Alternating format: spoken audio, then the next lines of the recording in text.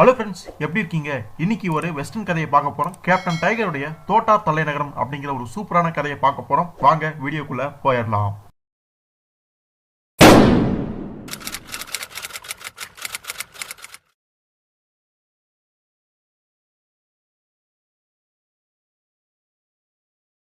நவஹோ கோட்டையிலிருந்து 2 நாள் குதிரை பயண தொலைவில் இருக்கக்கூடிய ஒரு சின்ன நகரமான சில்வர் கிரீக், அந்த நகரம் நோக்கி நம்ம டைகருடைய நண்பரான ஜிம்மி பாத்தீங்கன்னா அப்படியே போயிட்டு இருக்காரு. பாட்டெல்லாம் பாடிக்கிட்டு ஜாலியா போயிட்டு இருக்காரு.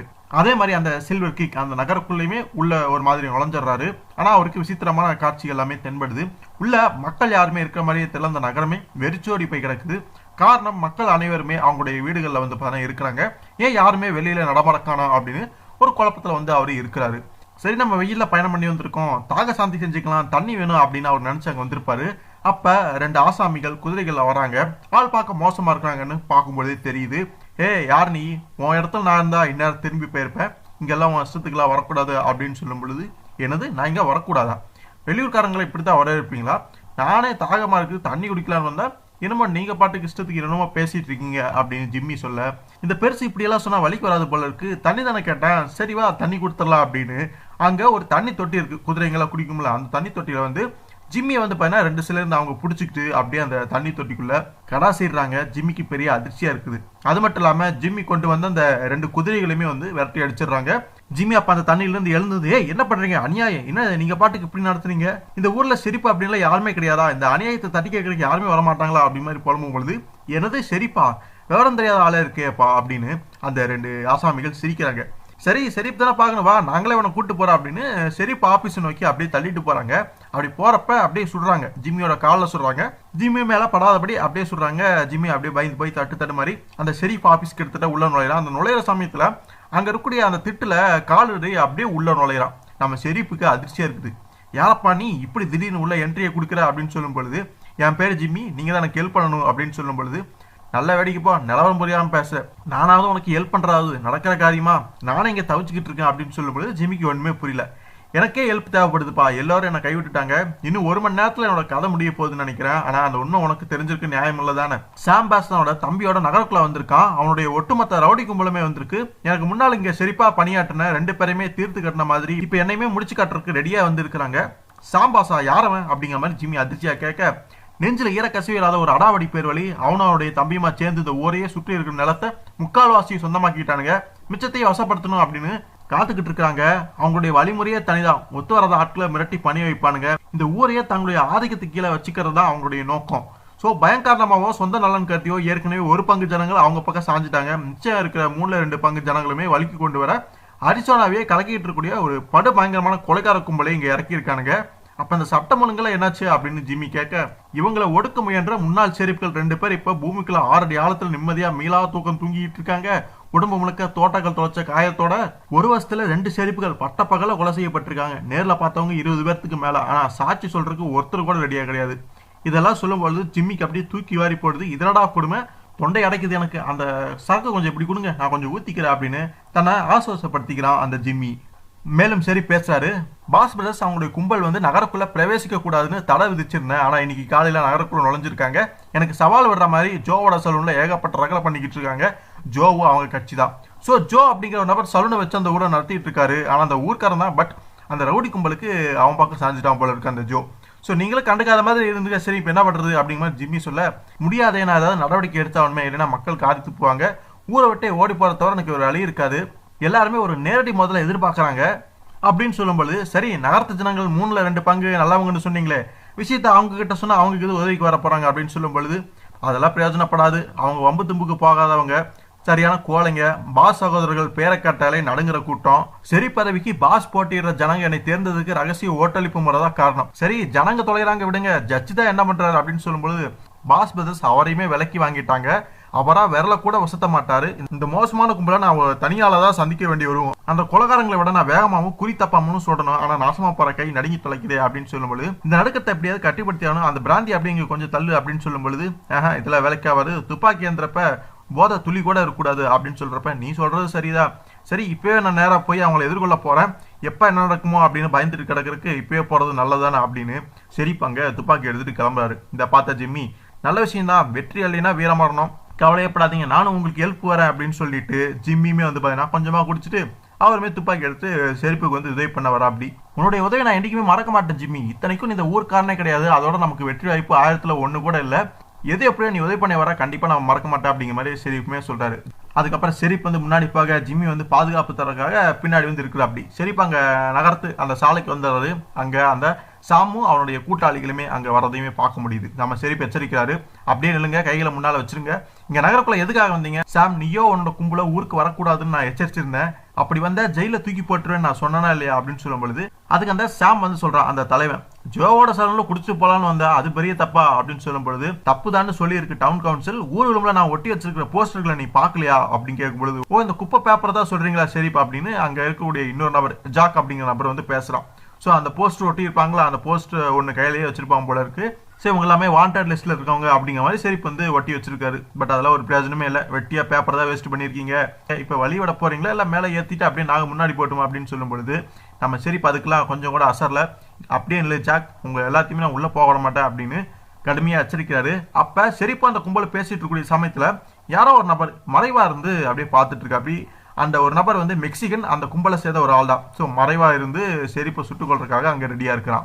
சாமு அவனுடைய ஆட்களும் ஷெரீஃப் இங்கிருந்து விலகி போயிருங்க, அதுதான் உங்களுக்கு நல்லது அப்படின்னு சொல்ல ஷெரீஃப் வந்து கொஞ்சம் கூட பயப்படாம அவங்கள அப்படியே நிறுத்தி வச்சிருக்காரு, எப்படியாவது அவங்களை தடுக்கணும் அப்படின்னு. அப்ப மறைவா இருந்த அந்த மெக்சிகன் உடனே சொல்றான், ஷெரீஃப் அங்க குண்டடிப்பட்டு அப்படியே கீழே விழுவாரு, இறந்தே போயிட்டாரு. ஸோ இதை பார்த்துட்டு இருந்த ஜிம்மி வந்து அட பாவிகளா, கொலகார பாவிகளா, பின்னால இருந்து ஷெரீஃபை சுட்டு கொண்டுட்டீங்களா, நீங்களா கோலைங்க அப்படின்னு சொல்லிட்டு ஜிம்மியுமே துப்பாக்கி முழக்கிறான். பட் குண்டு வந்து மிஸ் ஆயிருது. அந்த ஜாக்குன்னு ஒருத்தர் தானே, அவரோட தொப்பியில ஒரு சீட்டு போயிருது. உடனே ஜாக்குமே திரும்பி ஜிம்மியை சுட ஜிம்மியுமே அங்க விழுந்துடுறான். ஜிம்மி நிலைமை என்னாச்சுன்னு தெரியல, பட் அவனும் இறந்துட்டான் போல இருக்கு. ஸோ இதெல்லாமே நடந்து அந்த சாமும் அவனுடைய கும்பலும் வந்து போய் நகரத்துட்டு அப்போதைக்கு வெளியே போயிடுறாங்க. மக்கள்லாம் இவ்வளவு நேரம் பயந்து போய் அடைஞ்சு கடந்துருக்காங்க உள்ளுக்குள்ளேயே. ஸோ இப்பதான் வெளியிலே வந்து பாக்குறாங்க என்ன நிலவரம் அப்படின்னு. ஷெரீஃப் வந்து இறந்துட்டாரு, ஆனா ஜிம்மி வந்து இன்னும் உயிரோட தான் இருக்கிறான்.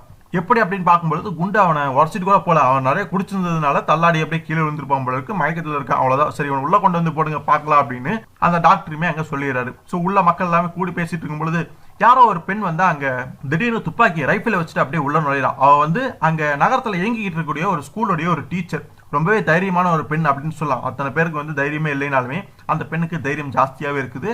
நீங்க சரியான தொடர் நடுங்க கோலைங்க, உடனே குதிரையில ஏறி போய் பாஸ் பிரதர்ஸையும் அவங்க ஆட்களையும் கட்டி இழுத்துட்டு வராம கதை பேசிட்டு நிக்கிறீங்களா ஏன் அப்படின்னு அவ தைரியமா அப்படியே பேச, அவசரப்படாத மார்ஷா, ஷெரீஃபை சுட்டு வீழ்த்தினது யாரு அப்படின்னு நமக்கே தெரியாது, பாஸ் பிரதர்ஸ் நின்றுட்டு இருந்தாங்க, பட் அவங்க தான் சுட்டு வீழ்த்தலையே, நமக்கு தான் எந்த ஆதாரமும் இல்லையே அப்படின்னு சொல்லும் பொழுது முட்டாள்தனமா பேசாதீங்க, ஷெரீஃபை சுட்டு கொண்டது அவங்களுடைய கும்பலை சேர்ந்த இன்னொருத்தான், அவன் மறைவா இருந்தான், ஒரு மெக்சிகன் எனக்கு தெரியும் அப்படின்னு சாட்சி சொல்ற கூட நான் ரெடியா இருக்கேன் அப்படின்னு அவன் சொல்றான். பட் அவசரப்படாத, அதெல்லாம் விலக்கி ஆகாது அப்படின்னு மக்கள் வந்து பயப்படுறாங்க. அந்த அளவுக்கு அந்த கும்பலுக்கு எதிராக ஒரு விரல கூட நீட்டிருக்கு அவங்க தைரியம் இல்லாம இருக்கிறத பார்க்க முடியுது. அப்ப அந்த மக்கள்ல ஒருத்தன் அப்படியே பேசுறான், இங்க பாரு நேர்மையான பிரஜைகள் மீது அபாண்டமா பழி சுமத்தக்கூடாது அப்படின்னு சொல்லும்போது என்னது பாஸ் பிரதர்ஸ் நேர்மையான பிரஜைகளா அப்படிங்கிற மாதிரி அந்த மார்ஷாவுமே அதிர்ச்சியா கேட்கறான். இங்க பாரு மார்ஷ், நான் நகருக்கு வெளியே பாஸ் பிரதர்ஸை சந்திச்சு பேசினேன், இந்த கொலைப்பழியே வழக்கம் போல அவங்க மேலதான் அவ்வளவு அப்படின்னு அவங்க நினைக்கிறாங்க, பட் இப்படியே இது நடந்துட்டு இருந்தா நாங்க ஊரை விட்டு போயிடுறோம், எந்த பிரச்சனையும் இல்லாம போயிடுறோம் அப்படின்னு சொன்னாங்க.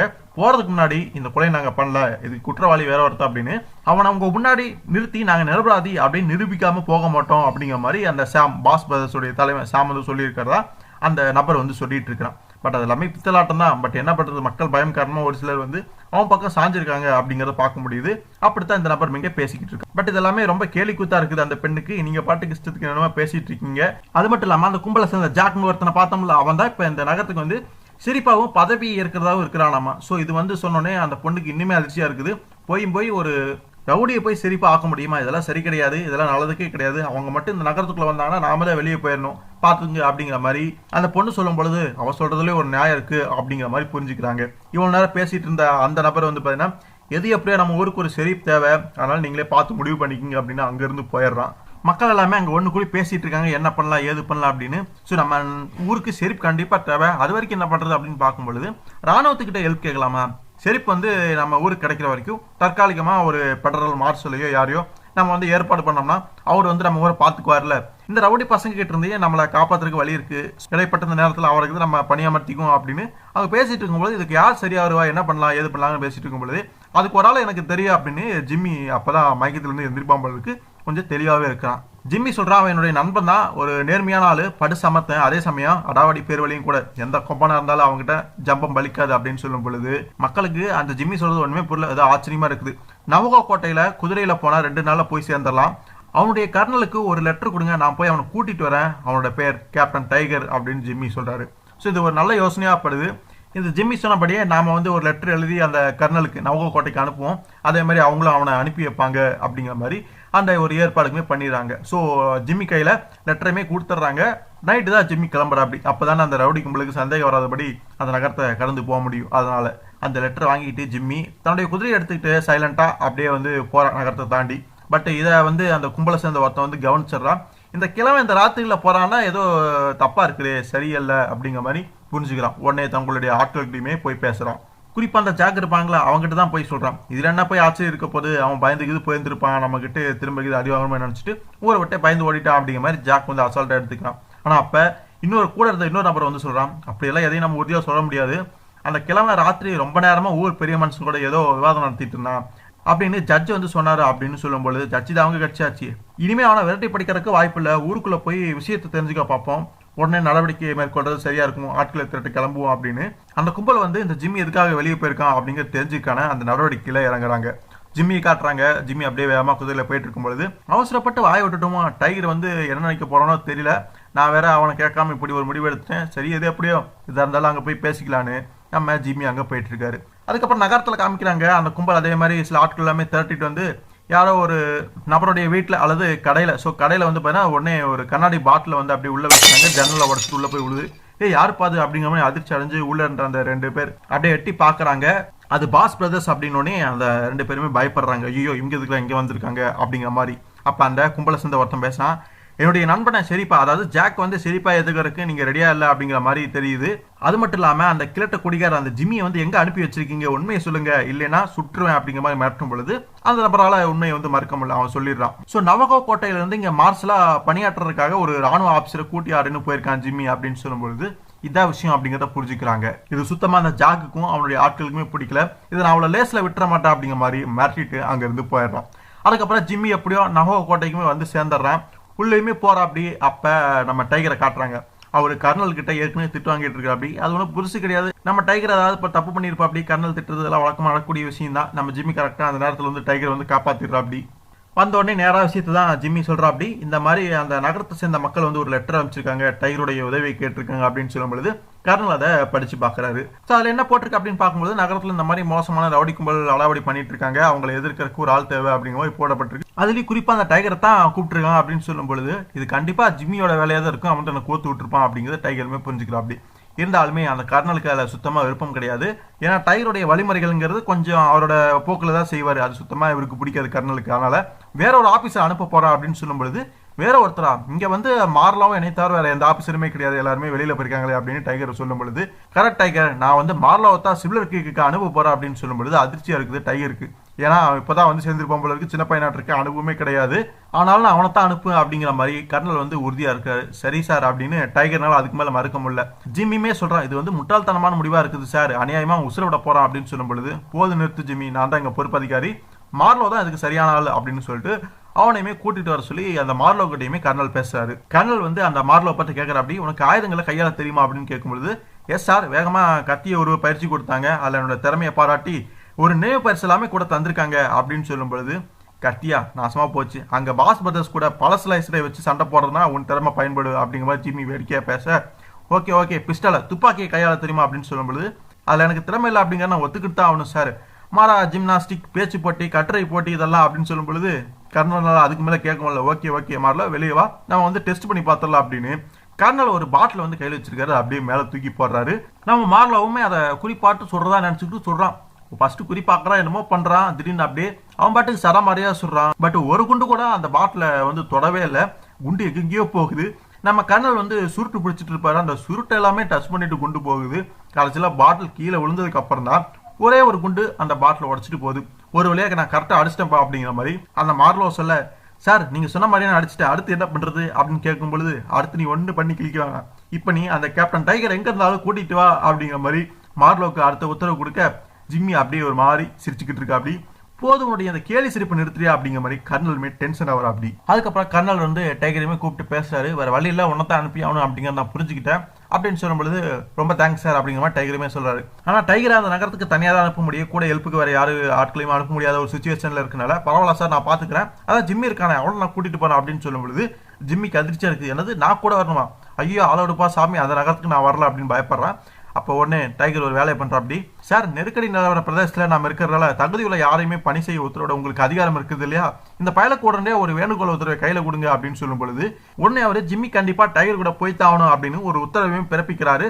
அது கர்னலை எழுதி ஒரு ஆவணத்தையுமே தயார் பண்ணி டைகர்கிட்ட கொடுத்ததுனால இப்ப ஜிம்மிக்கு ஒரு வழி கிடையாது, டைகர் கூட போய்த்தான் ஆகணும். அப்புறம் ஜிம்மி டைகர் அப்படியே வெளியில வர அந்த மார்லாவை காட்டுறாங்க. அவன் துப்பாக்கி சுடுற பயிற்சி வந்து எடுத்துட்டு இருக்கான். பெருசா ஒரு பாட்டில ஏதோ ஒரு சீத்தை வந்து அப்படியே தூக்கி போட்டு மேல அதை குறிவாச்சு சுடணும்னு நினைக்கிறான். பட் குண்டு எங்கேயோ போகுது, மேலே போட்ட அந்த பாட்டில் இந்த மார்லாவோட தலையிலே தான் விழுந்துருச்சு. ஸோ அவ்வளோதான், இனி கொஞ்ச நாளைக்கு மெடிக்கல் லெவலில் இருந்தா வேண்டிய ஒரு சுச்சுவேஷனுக்கு அவன் தள்ளப்படுறான். அந்த வேடிக்கையான விஷயத்த எல்லாமே பார்த்துட்டு ஜிம்மியை டைகர் அந்த கோட்டையை விட்டு வெளியே அந்த நகரத்தை நோக்கி போக ஆரம்பிக்கிறாங்க. ஸோ அதுக்கப்புறம் நவகோ கோட்டையிலேருந்து 1 மைல் தொலைவில் கிட்டத்தட்ட ஜிம்மியுமே டைகருமே அப்படியே போயிட்டு இருக்கும் பொழுது தூரத்தில் அந்த சாம் பிரதர்ஸ் அந்த கூட்டாளிகள் அவங்க வந்து அப்படியே பைனாக்குலர் மூலமா பார்க்குறாங்க, நிலவரத்தை தெரிஞ்சுக்கிறாங்க. ஸோ ஜிம்மி வரா கூட ஒரு ராணுவ அதிகாரி, ஸோ அது அந்த கோட்டையில் அனுப்பின ஆளாக தான் இருக்கும் அப்படிங்கிறதுமே புரிஞ்சுக்கிறாங்க. இப்போ என்ன பண்ணலாம், இவனை இங்கே போட்டு தள்ளிடலாமா, யாருக்கும் சந்தேகம் வராது அப்படின்னு சொல்லும் பொழுது இங்கேருந்து குறி வச்சா குறி தப்பிடும், அவசரப்படக்கூடாது, நிதானமாக தான் செயல்படணும் அப்படின்னு அன்றைக்கி நைட் எப்படி அவங்க முகாமிடுவாங்க தூங்குவாங்க இல்லை, அந்த சமயத்தில் போய் நம்ம அவங்கள போட்டு தள்ளிடலாம் அப்படின்னு பிளான் போட்டு இப்போதைக்கு அவங்கள ஃபாலோ பண்ணிட்டு போகிறாங்க. ஸோ இதுக்கடையில் அந்த நகரத்தில் என்னதான் நடந்துச்சு அப்படிங்கிற அந்த கதை எல்லாமே ஜிம்மி வந்து டைகருக்கு தெளிவாக வந்து எடுத்து சொல்லிடுற அப்படி டைகருக்குமே கிட்டத்தட்ட ஓரளவு நிலவரம் புரிஞ்சிருச்சு. ஸோ செரிப் கொலை விவகாரத்தில் சாட்சி சொல்றதுக்கு அந்த மிஸ் மார்ஸ் அப்படிங்கிற அந்த பெண் ரெடியா இருக்கா அப்படிங்கிற அந்த விஷயம் டைகருக்கு இப்ப தெரிய வந்துருச்சு. ஸோ பாஸ் பிரதர்ஸ் அவங்க வந்து அவருடைய வாயை ஒட்டு மொத்தமா அடைக்கிறதுக்கு கண்டிப்பா முயற்சி பண்ணுவாங்க, அதுக்குள்ள நம்ம அங்க போய் சேரணும் அப்படின்னு டைகர் வந்து அந்த ஒரு அவசரத்தோடைய தன்மையை புரிஞ்சுக்கிறாரு. அது போக ஜிம்மி சொல்றதை வச்சு பார்க்கும்போது அவனுக்கு எல்லாமே மோசமான ஆளுங்களா இருக்காங்கன்னு நினைக்கிறேன். ஸோ நம்ம ரொம்பவே கவனமா செயல்படணும். அது மட்டும் இல்லாம நீ வந்து லெட்டரை வாங்கிட்டு இந்த மாதிரி கோட்டைக்கு வந்த விஷயம் கூட அவங்களுக்கு இந்நேரத்துக்கு தெரிஞ்சிருக்கலாம், அதனால வழியிலே பதவி கடந்து நம்மளை தாக்கறதுக்குமே அவங்க ரெடியா இருந்தாலும் ஆச்சரியப்படுறதுல, அதனால நம்ம ரொம்ப ஜாக்கிரதையா இருக்கும்னு சொல்லிட்டு நைட் ஆனதுக்கு அப்புறம் அங்க முகாமிடுறாங்க. எப்படியும் அந்த பாஸ் பிரதர்ஸ் அவங்களுடைய ஆட்கள் வந்து தாக்கலாம் அப்படின்னு வந்து டைகர் நினைக்கிறாரு. அதனால ஒரு யுக்தியை வந்து ட்ரை பண்றாரு, ஃபாலோ பண்றாரு. ஸோ கொஞ்ச நேரம் கழிச்சு அப்படியே தூங்கிடுறாங்க, அங்க ஜிம்மி டைகர் வந்து தூங்கிடுறாங்க. கரெக்டா அந்த சமயத்துல தான் அந்த பாஸ் பிரதர்ஸ் அவங்களுடைய கூட்டாளிகள் அங்க வந்துகிட்டு இருக்காங்க அவங்களை கொல்றதுக்காக. ஸோ ரொம்ப கவனமா மெதுவா அந்த கும்பல் முன்னேறி வராங்க. அவங்க முகாமிட்டு இருப்பாங்களா, தூங்கிட்டு இருப்பாங்க, அவங்கள சுத்தி ரவுண்டா வந்து நின்னுக்கிறாங்க. அதுக்கப்புறமா சொல்றதுக்கு உத்தரவு கிடைச்சோடனே சரமாரியா சொல்றாங்க. ஸோ ஆளுக்கு 20 தோட்டாக்களாவது அங்கே பயன்படுத்திருப்பாங்க. சரி போதும் அப்படின்ட்டு இப்போ அவங்க உயிரோட இல்லை அப்படிங்கிறத உறுதிப்படுத்திக்கலாம் அப்படின்னு பக்கத்துலையுமே போய் பார்க்குறாங்க. அங்கே படுத்திருந்த ஒரு நபருடைய துப்பையை எடுத்து அப்படியே பார்க்கும் பொழுது அதிர்ச்சியா இருக்கு அங்கே இருந்த நபருக்கு. ஏன்னா உள்ள இருந்தது டைகரோ ஜிம்மியோ கிடையாது, வெறும் உருவ பொம்மை தான் போலியை வந்து ரெடி பண்ணிட்டு வேற எங்கேயோ பதுங்கி இருக்காங்க அப்படிங்கிறத புரிஞ்சுக்க முடியுது. உடனே ஒரு குரல் கேட்குது, கையெல்லாம் தூக்குங்க துப்பாக்கிகளை எரிஞ்சிட்டு அப்படின்னு சொல்லும்போது டைகர் வந்து பதுங்கிட்டு வெளியில வந்துடுறாரு. ஸோ ஜிம்மியுமே இன்னொரு இடத்துல இருந்து துப்பாக்கி முனையில மிரட்ட, ஸோ 2 சைடு டைகர் ஜிம்மி வசமா மாட்டிக்கிட்டாங்க அந்த கும்பல் நடுவில். ஏன்னா அது இப்படி மாட்டிக்கிறமே இதெல்லாம் சூழ்ச்சி அப்படிங்கிறத புரிஞ்சுக்கிறாங்க. உடனே அவங்களுமே அங்கிருந்து தப்பிக்கணும் அப்படிங்கிறக்காக உடனே துப்பாக்கி எடுத்து சுடணும்னு நினைக்கிறாங்க. ஆனா ஒரு நபரை வந்து சுட்டு வீழ்த்திடுறாங்க, அவன் குதிரை வந்து கீழே விழுந்துடுறான். மற்றவங்களாம் தப்பிச்சா போதுன்னு அங்கிருந்து வேகமா போயிடுறாங்க. சரி போனா போயிட்டு போறானுங்க, கண்டிப்பா எப்படி திரும்பி வர மாட்டாங்க, அதில் நான் உறுதியா இருக்கேன் அப்படின்னு டைகர் சொல்லிட்டாரு. ஸோ இப்ப கீழே இப்ப நம்ம கிட்ட மாட்டினவங்க விழுந்தவனை கவனிக்கலாம் அப்படின்னு அவனையுமே கவனிக்க ஆரம்பிக்கிறாங்க. ஸோ 2 பேர் மாட்டிக்கிட்டாங்க. ஒருத்தன் வந்து அங்க இருக்கிறான், இன்னொருத்தன சுற்றுப்பாங்க, கீழே விழுந்திருப்பான். பட் அவனுக்கு காயம் தான் ஏற்பட்டிருக்கு, சாகவெல்லாம் இல்லை. சரி உங்களை அனுப்புனது யாரு, உங்களுடைய தோழர்கள் தான், அந்த பாஸ் பிரதர்ஸ் தான் அனுப்பி வச்சாங்க, உங்களோட பாஸ் பேர் சொல்லுங்க அப்படின்லாம் சொல்லும் பொழுது அந்த உண்மைகளை வந்து அவங்க சொல்ல மறுக்கிறாங்க. நம்ம டைகருமே சரி போனா போது அப்புறம் பேசிக்கலாம், உங்களை பேச வைக்கிற வழி எனக்கு தெரியும் அப்படின்னு அவங்க 2 பேர்த்தையுமே கைதியா கூட்டிட்டு அந்த சில்வர் கிக் நகரத்துக்குள்ளுமே நுழையிறாங்க. மக்களுக்கு அந்த ஒரு காட்சி ரொம்ப பெருமிப்பா இருக்குது, ஆச்சரியமாவும் இருக்குது. ஸோ ஜிம்மி சொன்னபடியே சாதிச்சுட்டான், ஒரு ஆஃபீஸரையுமே கூட்டிட்டு வந்துட்டான். வந்தது மட்டும் இல்லாமல் 2 ரவுடி பயல்களை அந்த பாஸ் பிரதர்ஸ் கூட்டாளிகள் 2 பேர்த்தையுமே பிடிச்சிட்டு வந்தது மக்களுக்கு அதிர்ச்சியாகவும் ஆச்சரியமாகவும் இருக்குது. டைகரை கரெக்டாக உள்ள போய் சேர்ந்தோடனே நகர கவுன்சில் உறுப்பினர்கள் எல்லாருமே சேர்ந்து டைகரை வரவேற்கிறாங்க. அது டைகருக்கு ரொம்பவே சந்தோஷமா இருக்கு.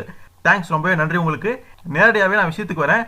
ஜெயில் அறைக்குரிய சாவி யாருக்கிட்ட இருக்கு அப்படின்னு சொல்லும் பொழுது அந்த சாவியுமே கொடுக்குறாங்க. ஸோ அந்த பிடிச்சிட்டு வந்த 2 பேர்த்த அழைச்சி வைக்கணும்ல, அதனால இருந்தாலும் அங்க இருந்த ஒருத்தனுக்கு அதில் பெருசாக உடன்பாடு இல்லை. என்னதான் நீங்க சொல்றபடி உங்க குற்றவாளிகளாவே இருந்தாலும் ஆதாரம் வேணும்ல, கொஞ்சம் பொறுத்து கேப்டன், சட்டத்துக்கு உரிய மரியாதை தர நகரம் இது, இவங்களை ஒரு ஜூரியின் முன்னால விசாரணை நடத்துறதா முறை அப்படின்னு சொல்லும் பொழுது ஒத்துக்கிறேன், நாளைக்கு ஒரு ஜூரியோட இந்த கேஸை வந்து மேயர் நடத்துவார் அப்படின்னு சொல்லும் பொழுது, ஆனா இங்க ஜூரியா உட்காரக்கு யாருமே சாட்சியை சொல்றதுக்கு யாருமே வரமாட்டாங்களே அப்படின்னு அந்த ஊர் மேயர் வந்து சொல்றாரு. அதுதான் உங்க கவலையா, உங்கள நியாயவாதிங்கன்னு யாராவது இருப்பீங்களே, அவங்க இது வந்து சார்ஜ் சொல்லுங்க, ஜூரியா உட்காருங்க அப்படின்னு சொல்லும்போது என்னது நாங்களா, அதெல்லாம் முடியாது, வாய்ப்பே இல்லை அப்படின்னு பயப்படுறாங்க. ஸோ ஒருத்தர் கூட அங்கே ஜூரியா உட்காருக்கு முன் வரல அப்படின்னு தெரியுது. சரி, போதுமான ஜூரிகளை சாயந்தரத்துக்குள்ள ஏற்பாடு செய்யுங்க, விசாரணை ஆரம்பிச்சிடலாம் அப்படிங்கிற மாதிரி டைகர் அப்போதைக்கு சொல்லிடுறாரு. ஸோ உங்ககிட்ட ஒரு விஷயம் சொல்லலாம் அப்படின்னு மேயர் வந்து கேப்டன் கிட்ட பேசுறாரு. அவசியம் இல்லை, நீங்க சொல்லாமே புரிஞ்சு வச்சு, முதல்ல பாஸ் பிரதர்ஸையுமே கைது பண்ணி கொண்டு வர போறேன், அப்புறம் தான் எல்லாத்தையும் ஒட்டுமொத்தமா விசாரணை பண்ணிக்கலாம், அதான சொல்ல வரீங்க அப்படின்னு சொல்லும்போது, சரியா புரிஞ்சுக்கிட்டீங்க கேப்டன், ஒரே வேலையா போயிருமில்ல அப்படின்னு சொல்லும்போது, ஒரு விஷயம், நான் இன்னமும் முறையா மார்ஷல் பொறுப்பை எடுத்துக்கல, அதுக்கு முன்னாடி ஒரு நிபந்தனை அப்படின்னு சொல்றாரு. என்னடா அது அப்படின்னு பார்க்கும்பொழுது, செயல்பட எனக்கு முழு சுதந்திரம் வேணும், சட்டம் ஒழுங்கை பராமரிக்க தேவைன்னு நான் நினைக்கிற எந்த நடவடிக்கையுமே எடுக்க எனக்கு உரிமை இருக்கணும், யாரும் எந்த கேள்வி கேட்கக்கூடாது அப்படின்னு சொல்லிடுறாரு. அவங்களுக்குமே வேற வழி கிடையாது. சரி, ஓகே, உங்களுடைய வழியிலேயே செயல்படுங்க கேப்டன் அப்படிங்கிற மாதிரி மேயருமே சொல்லிடுறாரு. உங்களுடைய ஒத்துழைப்புக்கு நன்றி, இப்ப இருந்து நீங்க என்ன ஷெரீப்னே கூப்பிடலாம் அப்படிங்கிற மாதிரி டைகர் சொல்றாரு. சோ புதிய ஷெரீப்புக்கு வாழ்த்துக்கள் அப்படிங்கிற மாதிரி ஜிம்மி சந்தோஷப்பட, கவலைப்படாத ஜிம்மி, நீ தான் புதிய டெபுட்டி ஷெரீப் அப்படின்னு சொன்னோன்னே என்னது நானா அப்படிங்கிற மாதிரி அதிர்ச்சி அடைகிறான். பட் சந்தோஷமாவும் இருக்குது, நாம வந்து டெபுட்டி ஷெரீப்பா அப்படிங்கிற மாதிரி ஹாப்பியாவும் இருக்குது. அப்படி அப்ப கரெக்டா அந்த சமயத்துல அந்த மிஸ் மார்ஸ் அந்த பெண்ணுமே அங்க வரா. அந்த பெண் வந்து சொல்றா, சோ நீங்க தான் புது ஷெரீப்பா, உங்களுக்கு என்னுடைய வாழ்த்துக்கள் அப்படின்னு சொல்லும் பொழுது, உன்னை எனக்கு தெரியுமே, ஜிம்மி சொன்னா அப்படிங்கறத வந்து டைகர் சொல்றாரு. சரி, எல்லாமே நல்லபடியா போற நம்பிக்கையில நான் வந்திருக்கேன், என்ன விஷயமா மேடம் என்ன பார்க்க வந்தீங்க அப்படிங்கிற மாதிரி கேப்டன் சொல்லும் பொழுது, நீங்க சர்வ ஜாக்கிரதையா இருக்கணும், உஷார்படுத்திட்டு போத்தா வந்தேன், மொத்த கும்பலோட பாஸ் பிரதர்ஸ் நகருக்குள்ள புகுந்திருக்காங்க, ஜோவோட சலூன்ல இப்ப கூடி இருக்காங்க அப்படின்னு சொல்லும் பொழுது, நல்லதா போச்சு, நம்ம பதவி ஏத்துக்கிட்டதை கொண்டாட எல்லாருமே குடிக்க போலாம்னு ஜிம்மி சொல்லிட்டு இருந்தான். ஜோவை சந்திக்க இதுதான் நல்ல தருணம், செலவு என்னோடது, வாங்க தோழர்களை போலாம் அப்படின்னு கேப்டன் கூப்பிட, இல்ல நான் வரல, எனக்கு கொஞ்சம் லேட் ஆயிடுச்சு, வீட்டுல கொஞ்சம் வேலை இருக்குது, என்னோட ஒய்ஃப் காத்துட்டு இருப்பாங்க அப்படின்னு ஆளாளுக்கு ஒரு காரணம் சொல்லி எஸ்கேப் ஆயிடுறாங்க. இவங்க எல்லாருமே ஒட்டுமொத்தமா ஓடுறாங்க, கொஞ்சம் கூட தைரியம் இல்லாத பசங்க, கோழைகள் அப்படிங்கிற மாதிரி அந்த பெண் மார்ஷா வந்து சொல்லும் பொழுது, அவங்கள சொல்லி குத்தம் இல்ல, உயிர் மீது யாருக்கு தான் ஆசை இல்லாம போயிடும், நீங்களுமே கொஞ்சம் ஜாக்கிரதையாவே இருந்துக்குங்க அப்படின்னு டைகர் வந்து அந்த பெண்ணா பார்த்து சொல்ல, ஏன் அப்படி நீங்க சொல்றீங்க அப்படிங்கிற மாதிரி அவ கேட்கறான். முந்தைய ஷெரீப் கொலை விவகாரத்துல எனக்கு இருக்கக்கூடிய ஒரே சாட்சி நீங்க தான், நீங்க உயிரோட இருக்கணும், விசாரணை நடந்து முடிகிற மட்டிலும் ஆகுது அப்படின்னு சொன்னோடனே அந்த பெண்ணு வந்து கோச்சுக்கிட்டு அங்க இருந்து போயிடா. அவளுடைய மனசை நீ நோக்கடிச்சிட்டப்பா அப்படிங்கிற மாதிரி ஜிம்மியுமே சொல்றா. அப்படி சரி விட பாத்துக்கலாம் அப்படிங்கிற மாதிரி கேஷுவலா நம்ம டைகர் எடுத்துக்கிறாரு. சரி, இப்ப ஜோவோட சலூனுக்கு போய்தான் ஆகணும் அப்படின்னு ஜிம்மி கேட்க, ட்ரிங்க்ஸ் வேணாம் நீ சொல்றது இப்பதாப்பா நான் முதன்முறையா கேட்கறேன், சரி வராது உன்னோட இஷ்டம், நான் போறேன் அப்படிங்கிற மாதிரி டைகர் வந்து கிளம்பிடுற. அப்படி போயிட்டு வா, ஆனா கையில ஆயுதங்கள் எது இல்லாம போற அப்படின்னு ஜிம்மி கேட்க, பார்த்தா அப்படித்தான் தோணும், ஆனா இது வந்து ஒரு பழைய தந்திரம், பெல்ட்ல டெரிஞ்சரை வச்சிருங்க பாரு அப்படின்னு. சோ முன்னெச்சரிக்கை நடவடிக்கை எல்லாமே ஏற்பாடு பண்ணிட்டு தான் டைகர் போயிட்டு இருக்காரு அப்படின்னு புரியுது. சோ அதே மாதிரி இந்த சலூனுக்கு வந்து உள்ளேயுமே நுழைஞ்சிடறாரு. உள்ள அந்த சாம் பிரதர்ஸ் அவனுடைய ஆட்கள் தான் அதிகமா இருப்பாங்க போல இருக்கு. டைகர் உள்ள நுழைஞ்ச பார்த்தோன்னே சாம் அவனுடைய ஆட்கள் அந்த ஜாக் எல்லாத்துக்குமே அதிர்ச்சியா இருக்குது. என்ன தைரியம் இருந்தா உள்ள வரும், நான் போய் அவனை கவனிக்கிறேன் அப்படின்னு ஜாக் வந்து கொஞ்சம் உணர்ச்சி வச்சப்பட, அவசரப்படாத பொறு பார்த்துக்கலாம் அப்படிங்கிற மாதிரி சாம் வந்து சொல்றான். சோ ஜோ அங்க இருக்கான், அந்த சலூனுக்கு சொந்தக்கார அவன் தான். அந்த ஜோ வந்து டைகர் வந்து வரவேற்கிறான். என்னுடைய நண்பர்கள் பட் சாம் ரெண்டு பேர்த்தையும் உங்களுக்கு அறிமுகப்படுத்தி வைக்கிறேன் அப்படின்னு சொல்லிட்டு சாமையும் அந்த ஜாக் அப்புறம் கூட சில நபர்களுமே அறிமுகப்படுத்தி வைக்கிறான். நம்ம டைகருமே ஹலோ அப்படிங்கிற மாதிரி சொல்லிட்டு கேஷுவலா அங்க வந்து ட்ரிங்க்ஸ் வாங்கி குடிக்கலாம் அங்க வராரு.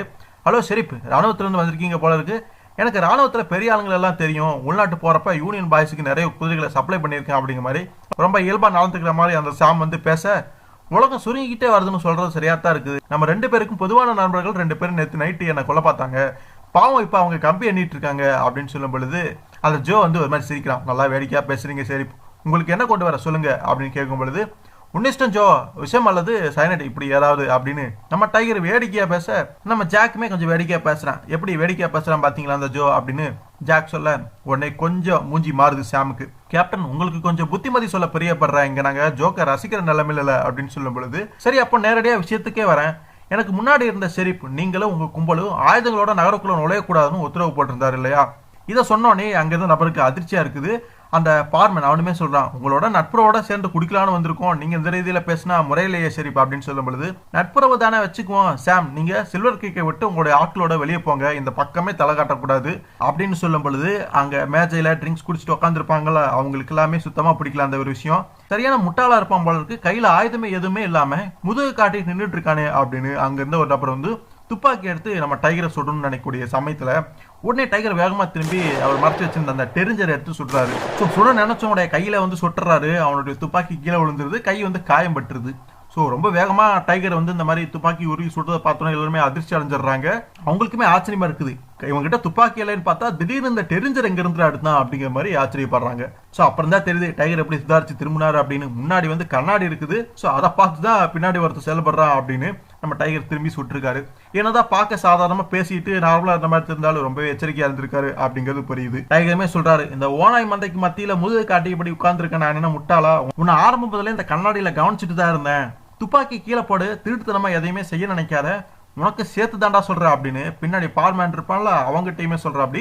ஸோ அவன் துப்பாக்கி எடுத்தது கூட எவ்வளவு வேகமா பார்த்துருக்காரு அப்படின்னு புரியுது. உடனே அந்த பார்மேனோட மூஞ்சி அவர் வச்சு இந்த சரக்கு அப்படியே ஊத்துறாரு. ஊத்திட்டு அவங்ககிட்ட இருந்து அந்த ரைஃபிலுமே பிடிக்கிறாரு. ஸோ எல்லா துப்பாக்கிகளையுமே அவங்க கிட்ட இருந்து வாங்கிடுறாரு. எல்லா துப்பாக்கிகளுமே கீழே வந்து போட சொல்லிடுறாரு. ஸோ திரும்பவும் நான் எச்சரிக்கிறேன், இன்னமும் யாராவது துப்பாக்கி வச்சிருக்கிறத பார்த்து அப்படின்னா பிணமாயிருவீங்க அப்படின்னு மிரட்டுறாரு. பார்மேனை இவனையும் நான் அரெஸ்ட் பண்றேன், நேற்று ராத்திரி ஏற்கனவே எங்களுக்கு அறிமுகமாயிருச்சுல, சரிதானே நான் சொல்றது அப்படின்னு. தப்பா புரிஞ்சுக்கிட்டீங்க சரிப்பா, அவன் சலூனை விட்டு வெளியே போகல அப்படிங்கிற மாதிரி சாம் வந்து சொல்ற அப்படி. அது மட்டும் இல்லாம காயமடைஞ்சிருக்கக்கூடிய நபரெல்லாம் நீங்க ஜெயில போடக்கூடாது அப்படின்னு சொல்லும் பொழுது தடுத்து நிறுத்த துணிச்சல் இருக்கவங்க முன் வரலாம் அப்படிங்கிற மாதிரி தைரியமா தெனாவட்டா டைகர் பேச. ஸோ காயமட்ட இருப்பான் அவன் பேசுற, நீ தனியா இருக்க, உயிரோட இந்த வாசலை தாண்ட மாட்டா அப்படின்னு சொல்லும் பொழுது அதுவும் நடக்கலாம். ஆனா அதுக்கு முன்னாடி குறைஞ்சபட்சம் 1/2 பேரையாவது பரலோகம் அனுப்பிச்சுட்டு தான் இந்த இடத்த விட்டு என்ன நகருவேன், அது யாருங்கிறது அவங்கவுங்க அதிர்ஷ்டத்தை பொறுத்தது அப்படின்னு சொல்லும் பொழுது அந்த ஜாக் வந்து பேசுறான், அவன் அத்துமீறி போறான் சாம், என்னை விடு, இவனை ஒரு வழி பண்றான் அப்படின்னு கோவப்படுறான். அவசரப்படாத, அவன் அதைத்தான் எதிர்பார்க்கறான், அது உனக்கு புரியலையா அப்படிங்கிற மாதிரி சாம் வந்து டைகருடைய அந்த எண்ணத்தை வந்து புரிஞ்சுக்கிறான். ஸோ கிட்டத்தட்ட டைகர் வந்து அந்த 2 பேர்த்தையும் அரெஸ்ட் பண்ணிட்டு போற வரைக்குமே அந்த இடத்துல ஒரு அமைதி வந்து நிலவதை பார்க்க முடியுது. கொஞ்சம் கூட சாம் பிரதர்ஸ்னால அதை நம்பவே முடியல. நம்ம இடத்துக்குள்ளே வந்து நம்ம ஆட்கள் 2 பேர்த்த கைது பண்ணிட்டு ஒருத்தன் போயிட்டு இருக்கான், நம்மளால எதுவுமே பண்ண முடியல, கையை கட்டிட்டு சும்மா இருந்திருக்குமே அப்படின்னு ஜாக் வந்து கோவப்படுறான்.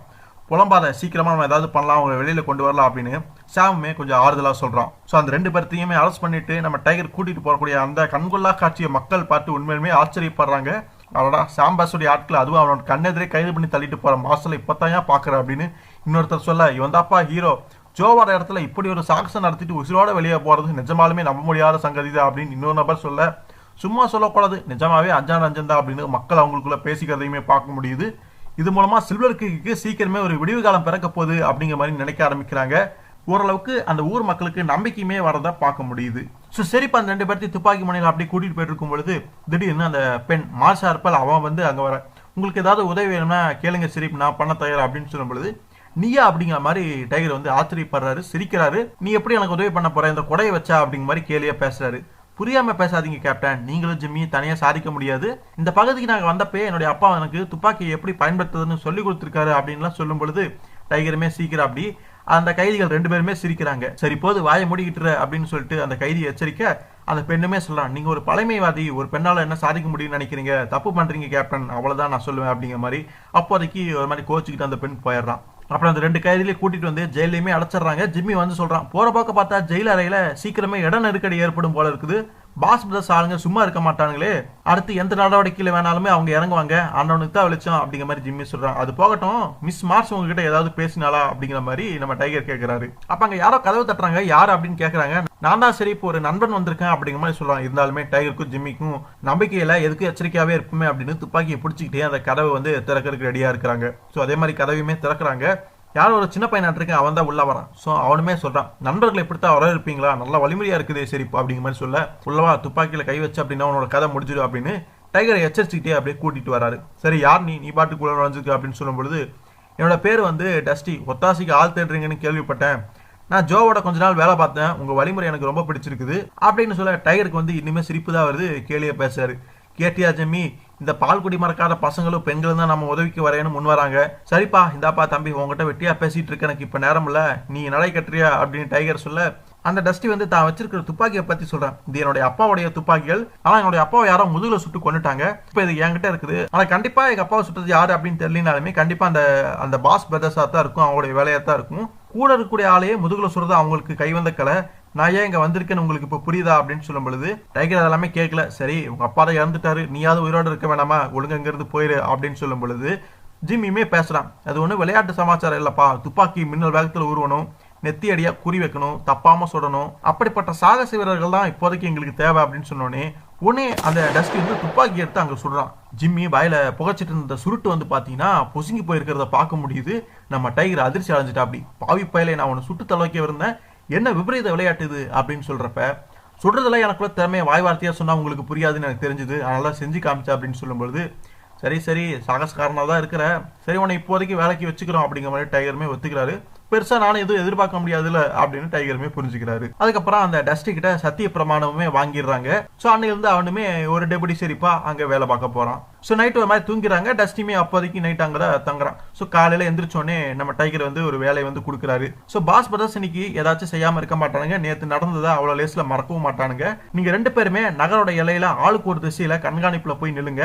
உங்களுக்கான உத்தரவு நகருக்குள்ள நுழையறவங்க யாரா இருந்தாலுமே ஆயுதங்களை பிடுங்கிக்கிட்டு அனுப்புறதுதான். என்னுடைய உதவி தேவைப்பட்டாலும் தகவல் கொடுங்க, உடனே வந்து நான் சேர்றேன் அப்படிங்கிற மாதிரி டைகர் வந்து அவங்களுக்கு உத்தரவுமே கொடுத்து அனுப்பி வைக்கிறாரு. சோ அதுக்கப்புறம் சாம் பாஸோடைய பண்ணை வீட்டுல வந்து காட்டுறாங்க. அங்க சாம் அப்புறம் பட்டி அப்படின்னு சொல்லப்பறம் அவங்களுடைய ஆள் அப்புறம் இன்னொரு நபர் 3 பேர் அப்படியே கூடி பேசிட்டு இருக்காங்க. அங்க இருந்த நபர் வந்து சொல்றாரு, இதை சகிச்சுக்கவே முடியாது. 24 மணி நேரத்துல அந்த மாஸ்டர் வந்து நம்மளுடைய நிலைமையவே தலைகளா மாத்திட்டான். சில்வர் கிரீக்ல இருந்த தொடர் நடுங்கி பயல்களுக்கு எல்லாம் இப்ப புது வீரம் வந்து விட்ட மாதிரி இருக்குது. இப்படியே 2 நாள் போச்சுன்னா ஜூரிகளா உட்கார நான் நின்று போட்டி போட்டுட்டு வருவானுங்க. இப்ப என்னதான் பண்றது அப்படின்னு பார்க்கும்பொழுது அந்த பட்டி அப்படிங்கிறவனுமே பேசுறான். விஷயத்தை உங்களால முடிஞ்ச வரைக்கும் கொஞ்சம் ஆரப்படுங்க ஜட்ஜ் அப்படின்னு சொல்லும்போது அவன் ஜட்ஜ் அப்படிங்கறதே புரியுது. அதுக்கு தானே உங்களுக்கு நாங்க படி அளக்கிறோம், சரிதானே நான் சொல்றது, இல்லைன்னா உங்களுக்கு கஷ்டம் வரும் சொல்லிட்டேன் அப்படிங்கிற மாதிரி அந்த பட்டியுமே எச்சரிக்கிறான். நான் என்ன வேணாலும் செய்யறதுக்கு ரெடியா தான் இருக்கேன் பட்டி, ஆனா பிடிபட்டு இருக்கக்கூடிய உங்க ஆளுங்க கையும் களவாம மாட்டிக்கிறானுங்க, சாட்சிகள் வேற இருக்குது, விசாரணையை ஒத்தி போறதுக்கு வழி கிடையாது அப்படிங்கிற மாதிரி கவலையா பேசுறாரு. சோ பிடிப்பட்ட ஆட்களை நம்ம கைவிட்டது வந்து அவங்களுக்கு தெரிய வந்துச்சுன்னா தங்களை காப்பாத்திக்கிறதுக்காக அவங்க உண்மைகளை கூட உளறி வச்சாலும் நம்மளோட நிலைமை மோசமாயிரு அப்படின்னு வந்து அந்த ஜட்ஜ் சொல்ல, உங்க நிலைமை இனிமே மோசமா இருந்துச்சு அப்படிங்கிற மாதிரி அந்த சாம் வந்து சொல்றான். சரி எதுக்கு வளவலன்னு பேசிக்கிட்டு எடுக்க வேண்டிய நடவடிக்கையை நானே எடுக்கிறேன். இன்னைக்கு பொழுது சாயறதுக்குள்ள டைகர் பணமா வரான், நம்ம ஆட்கள் விடுதலையாகி வெளியே வர்றாங்க அப்படின்னு சாம் சொல்ல, அந்த வழி சரி வராது, நான் வேற வழி ஒன்று ஒரு யோசனை வச்சிருக்கேன் அப்படின்னு அந்த பட்டி வந்து பேசுறான். ஸோ அது என்ன அப்படிங்கிறது தெரியல. அதுக்கப்புறம் அந்த நகரத்துக்குள்ள வந்து காப்பிக்கிறாங்க. அந்த எல்லையில வந்து காட்டுறாங்க. டஸ்டி ஒரு பக்கம் காவல் நிக்க, இன்னொரு பக்கம் ஜிமினி நின்று இருப்பான் போல இருக்குது. ஸோ நகரக்குள்ள வரவங்க யாரா இருந்தாலுமே துப்பாக்கிகளை வந்து அவங்க கிட்ட கொடுத்துட்டு தான் உள்ள வந்து அனுப்பி வைக்கிறாங்க. ஸோ அதுக்கப்புறம் டஸ்டி காவல் நின்று இருந்த இடத்துல வந்து யாரோ சில பேர் அங்க குதிரையில வந்துட்டு இருக்காங்க. ஸோ அது அந்த கும்பலை சேர்ந்தவங்க தான். நம்ம டஸ்டி வந்து அங்க எச்சரிக்கிற அப்படி இங்கேயே நிலுங்க அப்படிங்கிற மாதிரி சொல்ற. அப்படி அட இங்க பாருங்கப்பா, சின்ன பையன் டஸ்டி ஸ்டார் வேற குத்தி இருக்கான், உனக்கு எதுக்கு தம்பி இந்த வம்பெல்லாம் அப்படின்னு கேலியா பேச, கொஞ்சம் கூட அதுக்கு பதில் அளிக்காம துப்பாக்கி நீட்டி மிரட்டுறான். துப்பாக்கிகளை ஒப்படைங்க இல்லைன்னா அப்படியே திரும்பி போயிருங்க அப்படிங்கிற மாதிரி அந்த டஸ்டி சொல்ல, என்னோட துப்பாக்கி தானே வேணும், வந்து பிடிங்க பார்க்கலாம் அப்படின்னு பட்டி வந்து கேலியா வந்து பேசுறான். ஸோ அதுக்கு மேலே வந்து பொறுமை இல்லாமல் அந்த டஸ்டி வந்து உடனே சுட ஆரம்பிக்கிறான். ஸோ அவன் மேலே சுடலை, குதிரையை வந்து காலில் சுடும் பொழுது அவன் தடுமாறி அப்படியே கீழே விழுந்துடுறான். மற்றவங்களையும் டஸ்டி வந்து எச்சரிக்கிறான், யாராச்சும் துப்பாக்கியில கை வச்சிங்க அப்படின்னா யோசிக்காம நான் சுற்றுவேன் அப்படிங்கிற மாதிரி. பட்டிக்கு ரொம்பவே டென்ஷன் ஆகுது. இதுக்காக நீ ரொம்பவே வருத்தப்பட வேண்டியிருக்கும் அப்படின்னு சொல்லும் பொழுது, எழுந்திரிச்சு ஓடி போயிரு பட்டி, இல்லைன்னா வருத்தப்பட போற ஆள் நீயா தான் இருப்ப அப்படின்னு யாரோ ஒரு பெண் வந்து பேசுற குரல் கேட்குது. யாரு அப்படின்னு பார்க்கும்போது அந்த ஸ்கூல் டீச்சர் தான், அந்த மார்ஷா அப்படிங்கிற பெண் தான். ஸோ அவளுமே துப்பாக்கி தூக்கிட்டு வந்துடுறான். அவதான் தைரியமான பெண்ணாச்சு அதனால. ஸோ அந்த சாம் வந்து சொல்றான், ஸோ பொண்ணா லட்சணமா வாய மூடிட்டு இருக்காம சாட்சி சொல்ல வரேன்னு நீ பாட்டுக்கு சவாலா பேசினது எல்லாமே காதுக்கு வந்துச்சு, நீ பார்த்துதான் நினைச்சிட்டு இருக்கியே, அதை அப்படியே மறந்துடு, எங்க விஷயத்துல மூக்கம் வளர்க்காத, ஒரு அழகான இளம் பெண்ணுக்கு நடக்கக்கூடாத விபரீதம் ஏதாவது நடந்துருச்சுன்னா அதுக்கு நாங்க பொறுப்பு கிடையாது அப்படிங்கிற மாதிரி எச்சரிக்கிறாங்க. ஆனா அதுக்கு எல்லாமே அவ பயப்படல. என்ன பூச்சாண்டி காட்டுறீங்களா, அதுக்கு வேற ஆளை பாத்துக்குங்க, நான் சாட்சி சொல்றதை யாராலுமே தடுத்து நிறுத்த முடியாது அப்படின்னு சொல்லும் பொழுது, இங்க என்னதான் நடக்குது அப்படிங்கிற மாதிரி அந்த இடத்துக்கு நம்ம டைகருமே வந்துடுறாரு. அந்த துப்பாக்கி வந்து சுட்டிருப்பாங்க, அந்த முழக்கம் கேட்டு வந்துடுறாரு. திரும்பவும் நீயா உனக்கு என்னதான் பிரச்சனை, நீ பாட்டுக்கு துப்பாக்கி தூக்கிட்டு இங்க வந்துட்டியே, வகுப்பறைக்கு போலியா, கிளாஸுக்கு போலியா, போய் கிளாஸ் எடுக்கலையா அப்படிங்கிற மாதிரி டைகர் வந்து அவளுக்கு வந்து பாடம் நடத்திக்கிட்டு இருக்காரு. அதுக்கு அவளுமே பதிலுக்கு பேசுறா, இங்க பாருங்க டைகர், உங்க பேச்சு வந்து முறையற்றது, நான் என்னோட கடமையை செய்யத்தான் இங்க வந்தேன், துப்பாக்கி முழக்கம் கேட்டது இந்த இளைஞர் நெருக்கடியில் இருந்தா ஒத்தாசை பண்ணலான்னு ஓடோடி வந்தேன் அப்படின்னு சொல்லும் பொழுது, நிஜம்தான் சரி, இந்த பொண்ணு மட்டும் வரலைன்னா என்னோட நிலைமை ரொம்ப மோசமா இருக்கும் அப்படிங்கிற மாதிரி அவனுமே புரிஞ்சுக்கிறான். சரி சரி நான் தான் வந்துட்டேன்ல, இப்போதைக்கு நீ கிளாஸுக்கு போ, மற்றதெல்லாம் நாங்க பாத்துக்கிறோம், குறிப்பா ரைஃபிளோட உன்னை இன்னொரு வாட்டி பார்த்த அப்படின்னா உன்னையுமே உள்ள போட்டு பூட்டி வச்சிருவேன் அப்படின்னு சொல்லும் பொழுது அந்த பொண்ணு வேற வழி இல்லாம ஒரு கோவத்தோட அங்கிருந்து போறதையுமே பார்க்க முடியுது.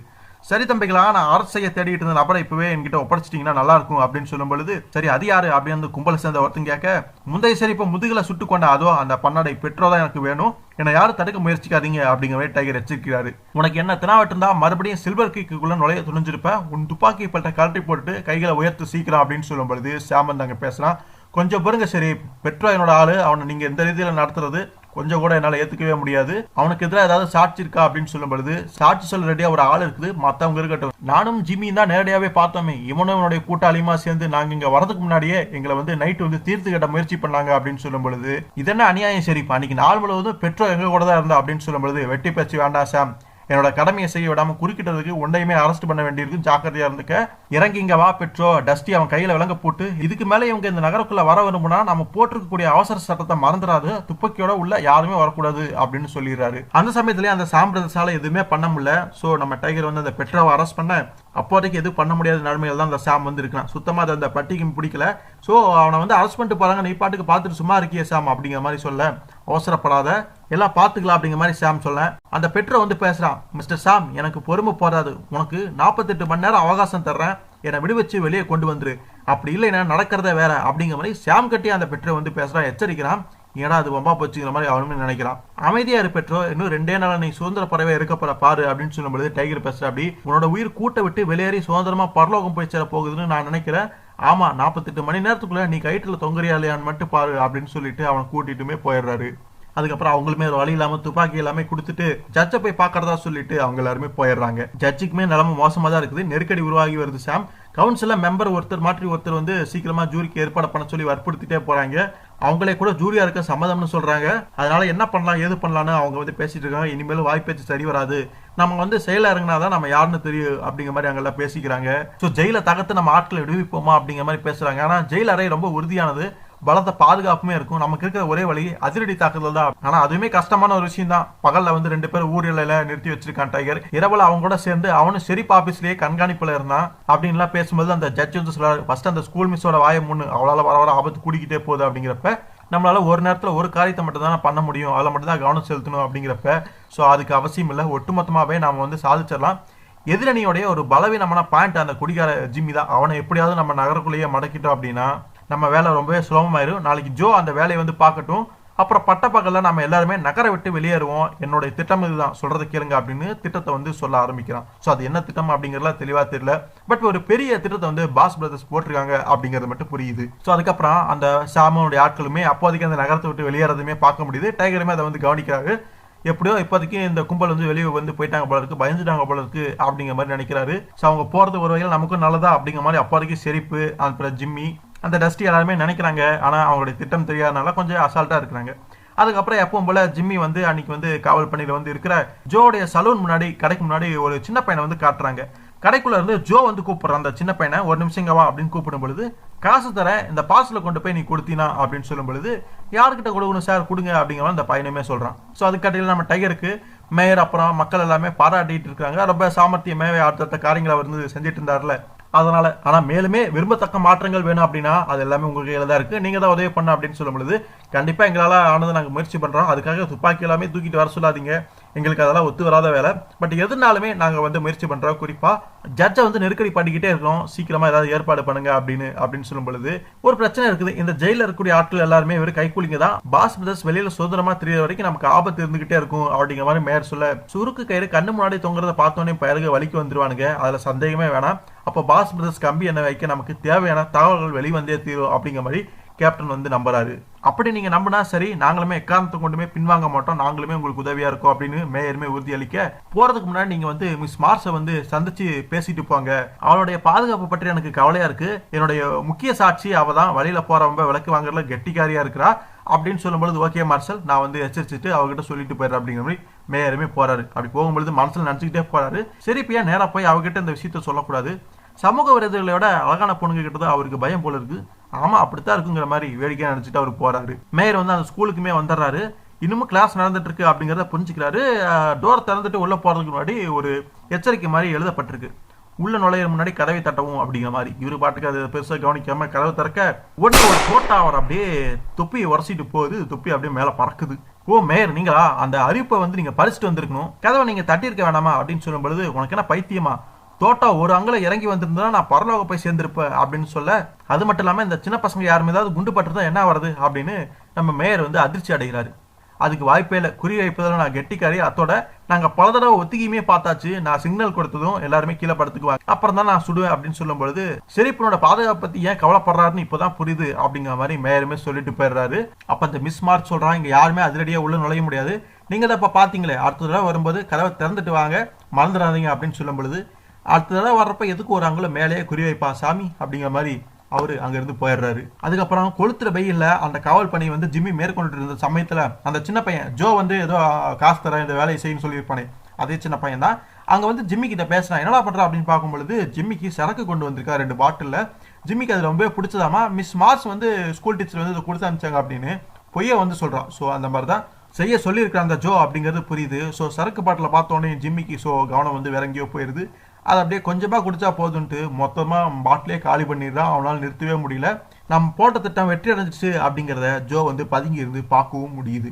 ஸோ அவ்வளோதான், முழுசாக குடிச்சதுனால ஜிம்மி அப்படியே கொஞ்சம் பதில் அப்படி இப்படி நேரமும் உளறான், பேசுறான். ஒரு கடத்துக்கு மேலே அப்படியே வந்து தலை சுற்றி மயக்கமேறான். அவ்வளோதான், காவல் பண்ணி இனி மேற்கொண்ட மாதிரி தான். ஸோ அதுக்கப்புறம் ஜோ வந்து தன்னுடைய கடைக்கு வந்து திரும்பிடுறான். நம்ம நினைச்சது நடந்துச்சு அப்படின்னு நினச்சிட்டு கரெக்டாக அந்த சமயத்தில் தான் மேயருமே அந்த கடைக்குள்ள வராரு. அந்த ஜோவுமே பேசுறான், ஓ மேயரா, ஆச்சரியமா இருக்கே, இங்கெல்லாம் சாதாரணமா நீங்க வரமாட்டீங்களே, என்ன விஷயம் அப்படின்னு கேட்கும் பொழுது கொஞ்சம் பதட்டமாயிருச்சு, லேஸ்ல அடங்க மாட்டேங்குது, அதான் இங்க வந்தேன். மிஸ் மார்சனோட தலையை வந்து கிட்டத்தட்ட செதறடிச்சிருப்பா, நல்ல வேலை தப்பிச்சது, தம்புரான் புண்ணியம் அப்படின்னு வந்து சொல்ற. அப்படி ஸோ அப்படி என்னதான் ஆச்சு, என்ன சொல்ல வரீங்க அப்படின்னு அந்த ஜோ வந்து கேட்க, ஆமா அவ வந்து அதிரடியே யாரும் நெருங்கி வர முடியாதபடி எச்சரிக்கை தராம எடுத்துடுப்புலயே சொல்றா, உன்னோட கஸ்டமர் காதலே இதை போட்டு வை, ஸ்கூல் பக்கமா தலை கட்டக்கூடாதுன்னு சொல்லு, இல்லைன்னா இங்க பாரு இதுதான் நடக்கும் அப்படின்னு தொப்பியில ஓட்ட வந்திருக்குமா அதை வந்து எடுத்து காட்டுறாரு. சரி நான் சொல்றது சொல்லிட்டா இப்ப நான் வரேன் ஓகேவா அப்படிங்கிற மாதிரி எச்சரிச்சுட்டு போயிடுறான். ஆனா ஜோ வந்து அவங்க ஆளுன்னு தெரியாம மேயர் வந்து தப்பு பண்ணிட்டு போயிடுறாரு. தன்னை வந்து எச்சரிக்கிறதா நினைச்சிட்டு தனக்கு வேண்டிய தகவலை அவனே கொடுத்துட்டு போயிட்டான் அப்படிங்கிற வந்து ஜோ வந்து பேசுறான். சோ நல்லா மயக்கமாயி நல்லா கொட்டை விட்டு தூங்கிட்டு இருக்கான் நம்ம ஜிம்மி. இதை பார்த்த ஜோ வந்து அடுத்த கட்ட நடவடிக்கையில இறங்குறான். ஒரு கண்ணாடி ஒண்ணு வாங்கி மேல அந்த கடையோட மேல்கூரை மீது ஏறி வெயில் படுறபடி அந்த கண்ணாடியை காட்டும் பொழுது அந்த பிளாஷ் லைட் வந்து தூரத்தில் இருக்கக்கூடிய நபர்களுக்கு யாரு சாமுடைய ஆட்களுக்கு தெரியுது. ஸோ ஜோ கிட்ட இருந்து சிக்னல் வந்துருச்சு, நாமளுமே போலாம் அப்படின்னு இப்ப எல்லாருமே அந்த நகரத்தை நோக்கி வந்துகிட்டு இருக்காங்க. ஸோ அவங்க நகரத்துக்குள்ள நுழைஞ்சிட்டு இருக்கக்கூடிய அதே சமயத்துல ஜிம்மி வந்து மயக்கமே அங்க விழுந்து கிடப்பான்ல, ஸோ அந்த இடத்துக்குமே வந்து சேர்ந்துடுறாங்க. அப்ப அங்க இன்னொரு நபர் வந்து ஒரு நபர்கிட்ட பேசுறான், அந்த கும்பலை சேர்ந்த ஒருத்தங்கிட்ட. ஸோ இந்த மாதிரி ஜோ தான் நான் அனுப்பி வச்சாரு, ஸ்கூல் பக்கமா போறப்ப ஜாக்கிரதையா போங்க, அவ எப்பவுமே துப்பாக்கியை கையில் வச்சுட்டு வெளிப்பாடு இருக்கிறா போல இருக்கு, உள்ள யார் நுழைஞ்சாலுமே சுற்று தள்ளுறா அப்படின்னு சொல்லும் பொழுது ஓகே நாங்க பாத்துக்கிறோம் அப்படிங்கிற மாதிரி இவங்களுமே இப்ப சுதாரிச்சுக்கிட்டு அதுபடி போறாங்க. ஸோ இப்ப அந்த ஸ்கூல் டீச்சர் அந்த பொண்ணு எப்படி சமாளிக்கல என்ன பண்ணலான்னு ஒரு யோசனையுமே அங்க வர ஆரம்பிக்குது. ஸோ ஜிம்மி அங்க விழுந்து கிடப்பான். ஸோ ஜிம்மி வந்து இவங்க எடுத்துக்கிறாங்க, தூக்கிக்கிறாங்க. ஜிம்மியோட இடத்துல வேற ஒருத்தன் வந்து ஜிம்மி மாதிரியே அப்படியே மேங்கி விழுந்திருக்கிற மாதிரி ஜிம்மியுடைய தொப்பியை மட்டும் போட்டுக்கிட்டு அங்க அப்படியே உட்காந்துருக்கலாம். ஸோ ஜிம்மியை தூக்கிட்டு என்னடா பண்ண போறாங்க அப்படின்னு பார்க்கும்பொழுது நேரா அந்த ஸ்கூல் டீச்சர் இருக்கிற இடத்துக்கு அந்த ஸ்கூலுக்கு தான் போறாங்க. அங்க போனோடனே நேரா உள்ள போல வெளியில இருந்தே கூப்பிடுறாங்க, ஹே மிஸ் மார்ச், ஒரு விபத்து நடந்து போச்சு, சீக்கிரமா வெளியே வாங்க, ஒரு காயப்பட்ட மனுஷனை கொண்டு வந்திருக்கோம், காயம் பலமா இருக்கு போல இருக்கு அப்படின்னு சொல்லும்போது யார் என்னன்னு அவளுமே வெளியே வந்து பாக்குறான். ரொம்ப கவனமாவே துப்பாக்கி வச்சுட்டு தான் வரான். ஸோ அது ஜிம்மி அப்படிங்கிறத புரிஞ்சுக்கிட்டோன்னே கொஞ்சம் அதிர்ச்சி அடைகிறா. சரி தூக்கிட்டு உள்ள வாங்க, அப்படியே ஓடி போய் மார்ஷலுக்கும் டாக்டருக்கும் தகவல் கொடுங்க அப்படின்னு சொல்லும் பொழுது அவங்க ஜிம்மி அப்படியே ஒரு குதிரையில ஏத்திட்டு மெதுவா அப்படியே கீழே இறக்கக்கூடிய அந்த ஒரு சமயத்துல நகராதான் வாயை திறக்க கூடாது, இல்லைன்னா சுடப்படுவேன் அப்படிங்கிற மாதிரி ஒரு எச்சரிக்கையுமே அவளுக்கு விடப்படுது. அப்ப அந்த கும்பலை சேர்ந்த இன்னொருத்தனுமே அந்த பொண்ணை வந்து வழிமறிக்க இது ஒரு சூழ்ச்சி அப்படிங்கிறத அவ புரிஞ்சுக்கிறா. சோ இதுக்கு மேல அவளால எதுவுமே பண்ண முடியாது, ஒழுங்கா அந்த குதிரையில ஏறி நாங்க சொல்றபடி கேளு, எங்க கூட வா அப்படின்னு சொல்லிட்டு அந்த பொண்ணை வந்து அந்த கும்பலை சேர்ந்தவங்க கடத்திட்டு போயிடுறாங்க. சோ அந்த ஸ்கூலுக்குள்ள இருந்த சின்ன பசங்களுமே என்ன பண்றதுன்னு தெரியாம அப்படியே பார்த்துட்டு இருக்காங்க, நீங்க உள்ள போயிருங்க அப்படிங்கிற மாதிரி அவளுமே சொல்லிடுறா. சோ அப்ப அப்படியே வேகமா குதிரையில வந்து நகரத்தோட இன்னொரு முனையில நம்ம டஸ்டி வந்து காவலுக்கு இருப்பான். ஸோ இவங்க நல்லா இப்படி குதிரையில வராங்களே, அதுவும் அந்த டீச்சர் வந்து தூக்கிட்டு போறாங்களே அப்படின்னு பாக்குறான். டஸ்டி இருக்கிறத பார்த்தோன்னே இந்த கும்பல் அங்கிருந்து சுட ஆரம்பிக்கிறாங்க. ஆனா டஸ்டி எப்படியோ அங்கிருந்து பதுங்கிற அப்படி நல்ல வேலை குண்டடி அவன் மேல படல, அவன் தப்பிச்சதே பெரிய விஷயம். ஆனா மிஸ் மார்ஸை கடத்திட்டு போயிட்டாங்களே, இப்ப என்ன பண்றது அப்படின்னு அவன் நினைச்சிட்டு இருக்கும்போது டைகர் கரெக்டா அங்க வந்துடுறாரு. டஸ்டி இங்க என்ன நடந்துச்சு அப்படிங்கிற மாதிரி அதிர்ச்சியா வந்து கேட்கறாரு. கெட்ட செய்தி சரி, அவங்க வந்து மிஸ் மார்ஸை கடத்திட்டு போயிட்டானுங்க, என்னையுமே கொல்ல பார்த்தானுங்க, நல்லவேளை நான் எப்படியே தப்பிச்சிட்டேன், பின்னால இருந்து அந்த கும்பல் வந்துச்சு அப்படின்னு சொல்லும்போது பின்னால இருந்தா அப்படின்னா அங்க ஜிம்மி தானே காவலுக்கு இருந்தா, அவன் என்ன பண்ணிட்டு இருக்கா அப்படின்னு அவனை போய் பாக்குறாங்க. அந்த ஸ்கூல் பசங்க ஜிம்மி அப்படியே தூக்கி வந்துட்டு இருக்காங்க. ஸோ அப்புறம் தான் தெரியுது ஜிம்மி குடிச்சிருக்கான், அவன் வந்து போதையில இருந்திருக்கா அப்படின்னு. உடனே தன்னுடைய தொப்பியை கழட்டி தண்ணியும் வந்து அப்படியே ஓங்கி செலவரனை அடிக்க ஜிம்மிக்கு கொஞ்சம் ஒரு மாதிரி தெளிவா வரான். டைகர் டென்ஷன் ஆகும், அப்படி கிழட்டு பையில உன்னுடைய முகரை நான் இன்னும் ஏன் பேருக்காம வச்சிருக்கேன்னு எனக்கே தெரியல, உன்னால மிஸ் மார்ஸ் அநேகமா இப்ப செத்து கூட போயிருப்பா, நான் எடுத்த நடவடிக்கை எல்லாமே உன்னால குட்டி சவரா போச்சு, பொறுப்பில்லாத குடிகார பையில அப்படின்னு திருட்டிட்டு இனிமேலும் உனக்கு இந்த டெபுடியா இருக்கிறதுக்கு தகுதியில அப்படின்னு அந்த ஸ்டாரை வந்து அப்படியே பறிச்சுக்கிறாரு. ஸோ ஜிம்மிக்கு என்ன நடந்துச்சு அப்படிங்கிறது ஒன்றும் புரியல, அதிர்ச்சியில வந்து இருக்கிற. அப்படி உடனே டஸ்டிக்கு வந்து உத்தரமே நம்ம டைகர் போடுற, அப்படி சீக்கிரமா மேயரையும் கவுன்சில் மெம்பர்களையும் அழைச்சிட்டு வா, புயலா ஓடணும் அப்படின்னு சொல்லும்போது வேகமா அவனுமே போய் விஷயத்த சொல்லிட்டு டஸ்டியுமே அங்க வந்து சேர்ந்துடுறான். மேயர் வந்து வந்துட்டு இருக்காராமா, நகரமே கொந்தளிச்சு போயிருக்குது, எல்லாருமே கிடைச்ச ஆயுதத்தை கையில எடுத்துக்கிட்டு இப்ப அவங்களுமே தைரியமா வருவாங்க போல இருக்குது. நீ இங்கேயே டஸ்டி இந்த தாழ்பாலை போட்டுக்க, என்ன தவிர வேற யார் வந்தாலும் கதவை திறக்காத, யாராவது வந்து தாக்குதல் நடத்தினா கைதிகளை யாரும் உயிரோட வெளியே விட மாட்டேன்னு நீ சொல்லு, எவ்வளவு நேரம் முடியுமா தாக்குப்படி, அதுக்கும் நான் வந்துடுறேன்னு டைகரே வந்து பாத்தீங்கன்னா அந்த பொண்ணை காப்பாத்துறதுக்காக களத்துல இறங்குறாரு. இந்த விஷயத்த ஜோ வந்து அந்த அவனுடைய கதையில இருந்து மேற்கூரையில இருந்து பாத்துக்கிட்டு இருக்கிறான். டைகரே நேரடியா தலையிட தீர்மானிச்சுட்டானா அப்படின்னா இப்ப அந்த நகரத்துல ஜெயில வந்து டஸ்டி மட்டும் தான் காவலுக்கு இருக்கான் அப்படிங்கறத புரிஞ்சுக்கிட்டு அவங்க வேலை இன்னுமே சுலபமா அப்படின்னு நினைக்கிறான். அவங்களுடைய திட்டத்தைப்படி ஏதோ சில விஷயங்கள் பண்ணிட்டு இருக்காங்க அப்படின்னு புரியுது. அப்ப அந்த மேயர் ஊர் மக்கள் எல்லாமே இங்க வந்துடுறாங்க. டைகர் அந்த நேரத்துல வேகமா கிளம்பி வந்து குதிரையில போயிட்டு இருக்காரு. ஸோ மேயர் சொல்றாரு, மிஸ் மார்ஸுக்கு நேர்ந்த கதை பத்தி கேள்விப்பட்டோம். அக்கிரமும் பாஸ் பிரதர்ஸுடைய வேலை இதுங்கிற சந்தேகமே வேண்டாம். டஸ்டியை சுட்டு வெளுத்தின அப்புறம் அவங்க கூட்டத்தை சேர்ந்த ஆள் தான். நாங்க பட்டது போது உங்களுக்கு தோல் கொடுக்க தீர்மானிச்சிட்டோம் அப்படின்னு உதவி பண்றதுக்கு ரெடி ஆயிடுறாங்க. அப்படின்னா ஏறுங்க குதிரையில, நான் முன்னாடி போயிட்டு இருக்கிறேன், நீங்க சீக்கிரமா பின்னாடி வந்து சேருங்க அப்படின்னு டைகர் முன்னாடி போறாரு. ஸோ டைகர் அப்படியே வேகமா போயிட்டு இருக்காரு. தடங்களை கூட அழிக்காம அந்த கும்பல் போயிட்டு இருக்கிறத பார்த்தோன்னே டைகருக்கு கொஞ்சம் சந்தேகம் வருது. ஒன்னு அவங்க முட்டாளா இருக்கணும் அல்லது இது ஏதோ திட்டம் போட்டிருக்கானுங்க, சூழ்ச்சி அப்படிங்கறது புரிஞ்சுக்கிறாரு. சோ கிட்டத்தட்ட அந்த பொண்ணை கடத்திட்டு அவங்களோட இடத்துக்குமே அந்த கும்பல் வந்து போய் சேர்ந்துருது. சோ அங்க சில்வர் கிரீக்லயுமே ஊர் மக்கள் எல்லாருமே குதிரைகளை எடுத்துட்டு டைகருக்கு உதவி பண்றதுக்காக போயிட்டாங்க. அது இனிமே அவங்களுக்கு சாதமா போகுது. ஜோ எல்லாமே கவனிச்சுக்கிட்டு இருக்கிறான். சோ டஸ்டி மட்டும்தான் தனியா இருக்கான். அவனை ஈஸியா சமாளிச்சுட்டு தங்களுடைய கைதிகளை விடுவிச்சுட்டு போயிடலாம் அப்படின்னு வந்து அந்த கும்பல் ரெடியா இருக்கு. அதே மாதிரி அந்த கும்பல் இப்ப நகரத்தை நோக்கி வந்துட்டு இருக்கு. செரிப் கிளம்பி 1/2 மணி நேரம் ஆச்சு. அதுக்கப்புறம் அந்த ஜோ வந்து சிக்னல் கொடுக்க சோ நம்ம தலையிட வேண்டிய தருணம் வந்துருச்சு அப்படின்னு அந்த சாமாவுடைய ஆட்கள் வந்து இப்ப நகரத்துக்குள்ள நுழையிறாங்க. நுழைஞ்சு அவங்களுடைய ஆட்களை விடுவிக்கிறதுக்காக அங்க போறாங்க. சோ நம்ம நேரா போய் ஜெயில வந்து தகர்ப்போம், தடுக்கிறதுக்கு யாருக்குமே நாதி இருக்காது அப்படின்னு சொல்லும் பொழுது அதெல்லாம் சரிப்பட்டு வராது. கைதிகளை டஸ்டி சுட்டு தலை இது ஒரு காரணமா இருக்கும். ஆனால் நம்ம ரொம்ப ஜாக்கிரதையாவே செயல்படணும். ஃபர்ஸ்ட் ஜோவை போய் மீட் பண்ணுவோம் அப்படின்னு ஜோவை சந்திக்கிறதுக்காக சலூனுக்கு வந்துகிட்டு இருக்காங்க. கரெக்டா அந்த சமயத்துல ஜோவோட சலூன்ல நம்ம ஜிம்மி வந்து வராரு. துப்பாக்கி வச்சுக்கிட்டே அப்படியே கோபமா வராரு. ஏடா அப்படின்னு பார்க்கும் பொழுது ஜோ வந்து கேட்கறா, அப்படி ஜிம்மி உனக்கு என்னாச்சுங்க எப்படி வர அப்படின்னு சொல்லும் பொழுது, செய்யறதையே செஞ்சுட்டு தெரியாத மாதிரி நடிக்கிறியா, என்னுடைய பேட்ச் போச்சு, இருந்த ஒரு நண்பனையும் இழந்துட்டேன், எல்லாம் உன்னாலதான், நீ அமிச்ச அந்த பொடியை நான் உதச்சி விஷயத்தை தெரிஞ்சுக்கிட்டேன், அதனால உன்னை சுட்டு கொண்டு பழிதிருக்க வந்திருக்கேன்னு ஜிம்மி கோவ வேஷமா அங்க வந்திருக்கா. அப்படி ஸோ துப்பாக்கி காட்டி ஜோவை மிரட்ட ஜோக்கு அங்கே என்ன பண்றது அப்படிங்கிற புரியல. ஆனால் கரெக்டாக அந்த சமயத்தில் சல்லனை நோக்கி வந்துட்டு இருந்த அந்த சாமாவுடைய கூட்டாளிகளும் ஜிம்மியை வந்து துப்பாக்கி முனையில மிரட்டி அப்படின்னு நிறுத்துறாங்க. ஸோ நல்ல வேலை ஜோ தப்பிச்சா, இல்லைன்னா ஜிம்மி இருந்த கோபத்துக்கு அவன் என்ன ஆயிருப்பானே தெரியல. சாமுடைய கூட்டாளிகள் வந்து ஜிம்மியை பிடிச்சதுனால இப்போ அவன் அங்கே மாட்டிக்கிட்டான். ஸோ டைகருமே கிட்டத்தட்ட அந்த இலக்கியமே போய் சேர்ந்துடுறாரு. அந்த தடங்கள் வந்து அதை அப்படியே ஃபாலோ பண்ணிட்டு தான் போயிருக்காரு. தடங்களை கூட அழிக்காம இவ்வளவு தூரம் வந்திருக்குன்னா இது ஏதோ பிரச்சனையா இருக்குது, கண்டிப்பா ஏதாவது சூழ்ச்சியா இருக்கலாம் அப்படின்னு தன்னுடைய குதிரையை வந்து கணக்க வைக்கிற அப்படி குதிரையுமே கணக்குது. ஸோ அதோடைய மறுமொழியா அங்க மேட்டோடைய பின்னாடி சைடு சில குதிரைகள் எல்லாமே நிறுத்தப்பட்டிருக்கும் போல இருக்கு. அதுவுமே பதில் வந்து கொடுத்துருக்கு. அந்த சதமே கேட்டிருக்குது. கண்டிப்பா அது சூழ்ச்சி தான், நம்ம அங்க போனா நம்மள சுட்டு வைத்திருக்கு ரெடியா இருப்பாங்க அப்படிங்கறத டைகர் புரிஞ்சுக்கிறா. அப்படி அப்ப அந்த மேட்ல இருந்த அந்த கும்பலுடைய ஆட்கள் அவன் நம்ம இருக்கிற இடத்த தெரிஞ்சுக்கிட்டா ஓடிவாங்க, அவனை சுட்டு தள்ளுவான் அப்படின்னு டைகரை சொல்றதுக்காக வராங்க. ஆனா டைகர் முந்திக்கிட்டு ஒருத்தனை சுட்டு தள்ளிடுறாரு. இன்னொருத்த மட்டும் இருப்பான், அவன் மட்டும் தப்பிச்சா போதுங்கிறது ஓடணும்னு நினைப்பான். ஆனா அவனையுமே ஒரு கயிறை வீசி அப்படியே பிடிச்சி தரன்னு இழுத்துட்டு அப்படியே கொஞ்சம் தூரம் போறாரு.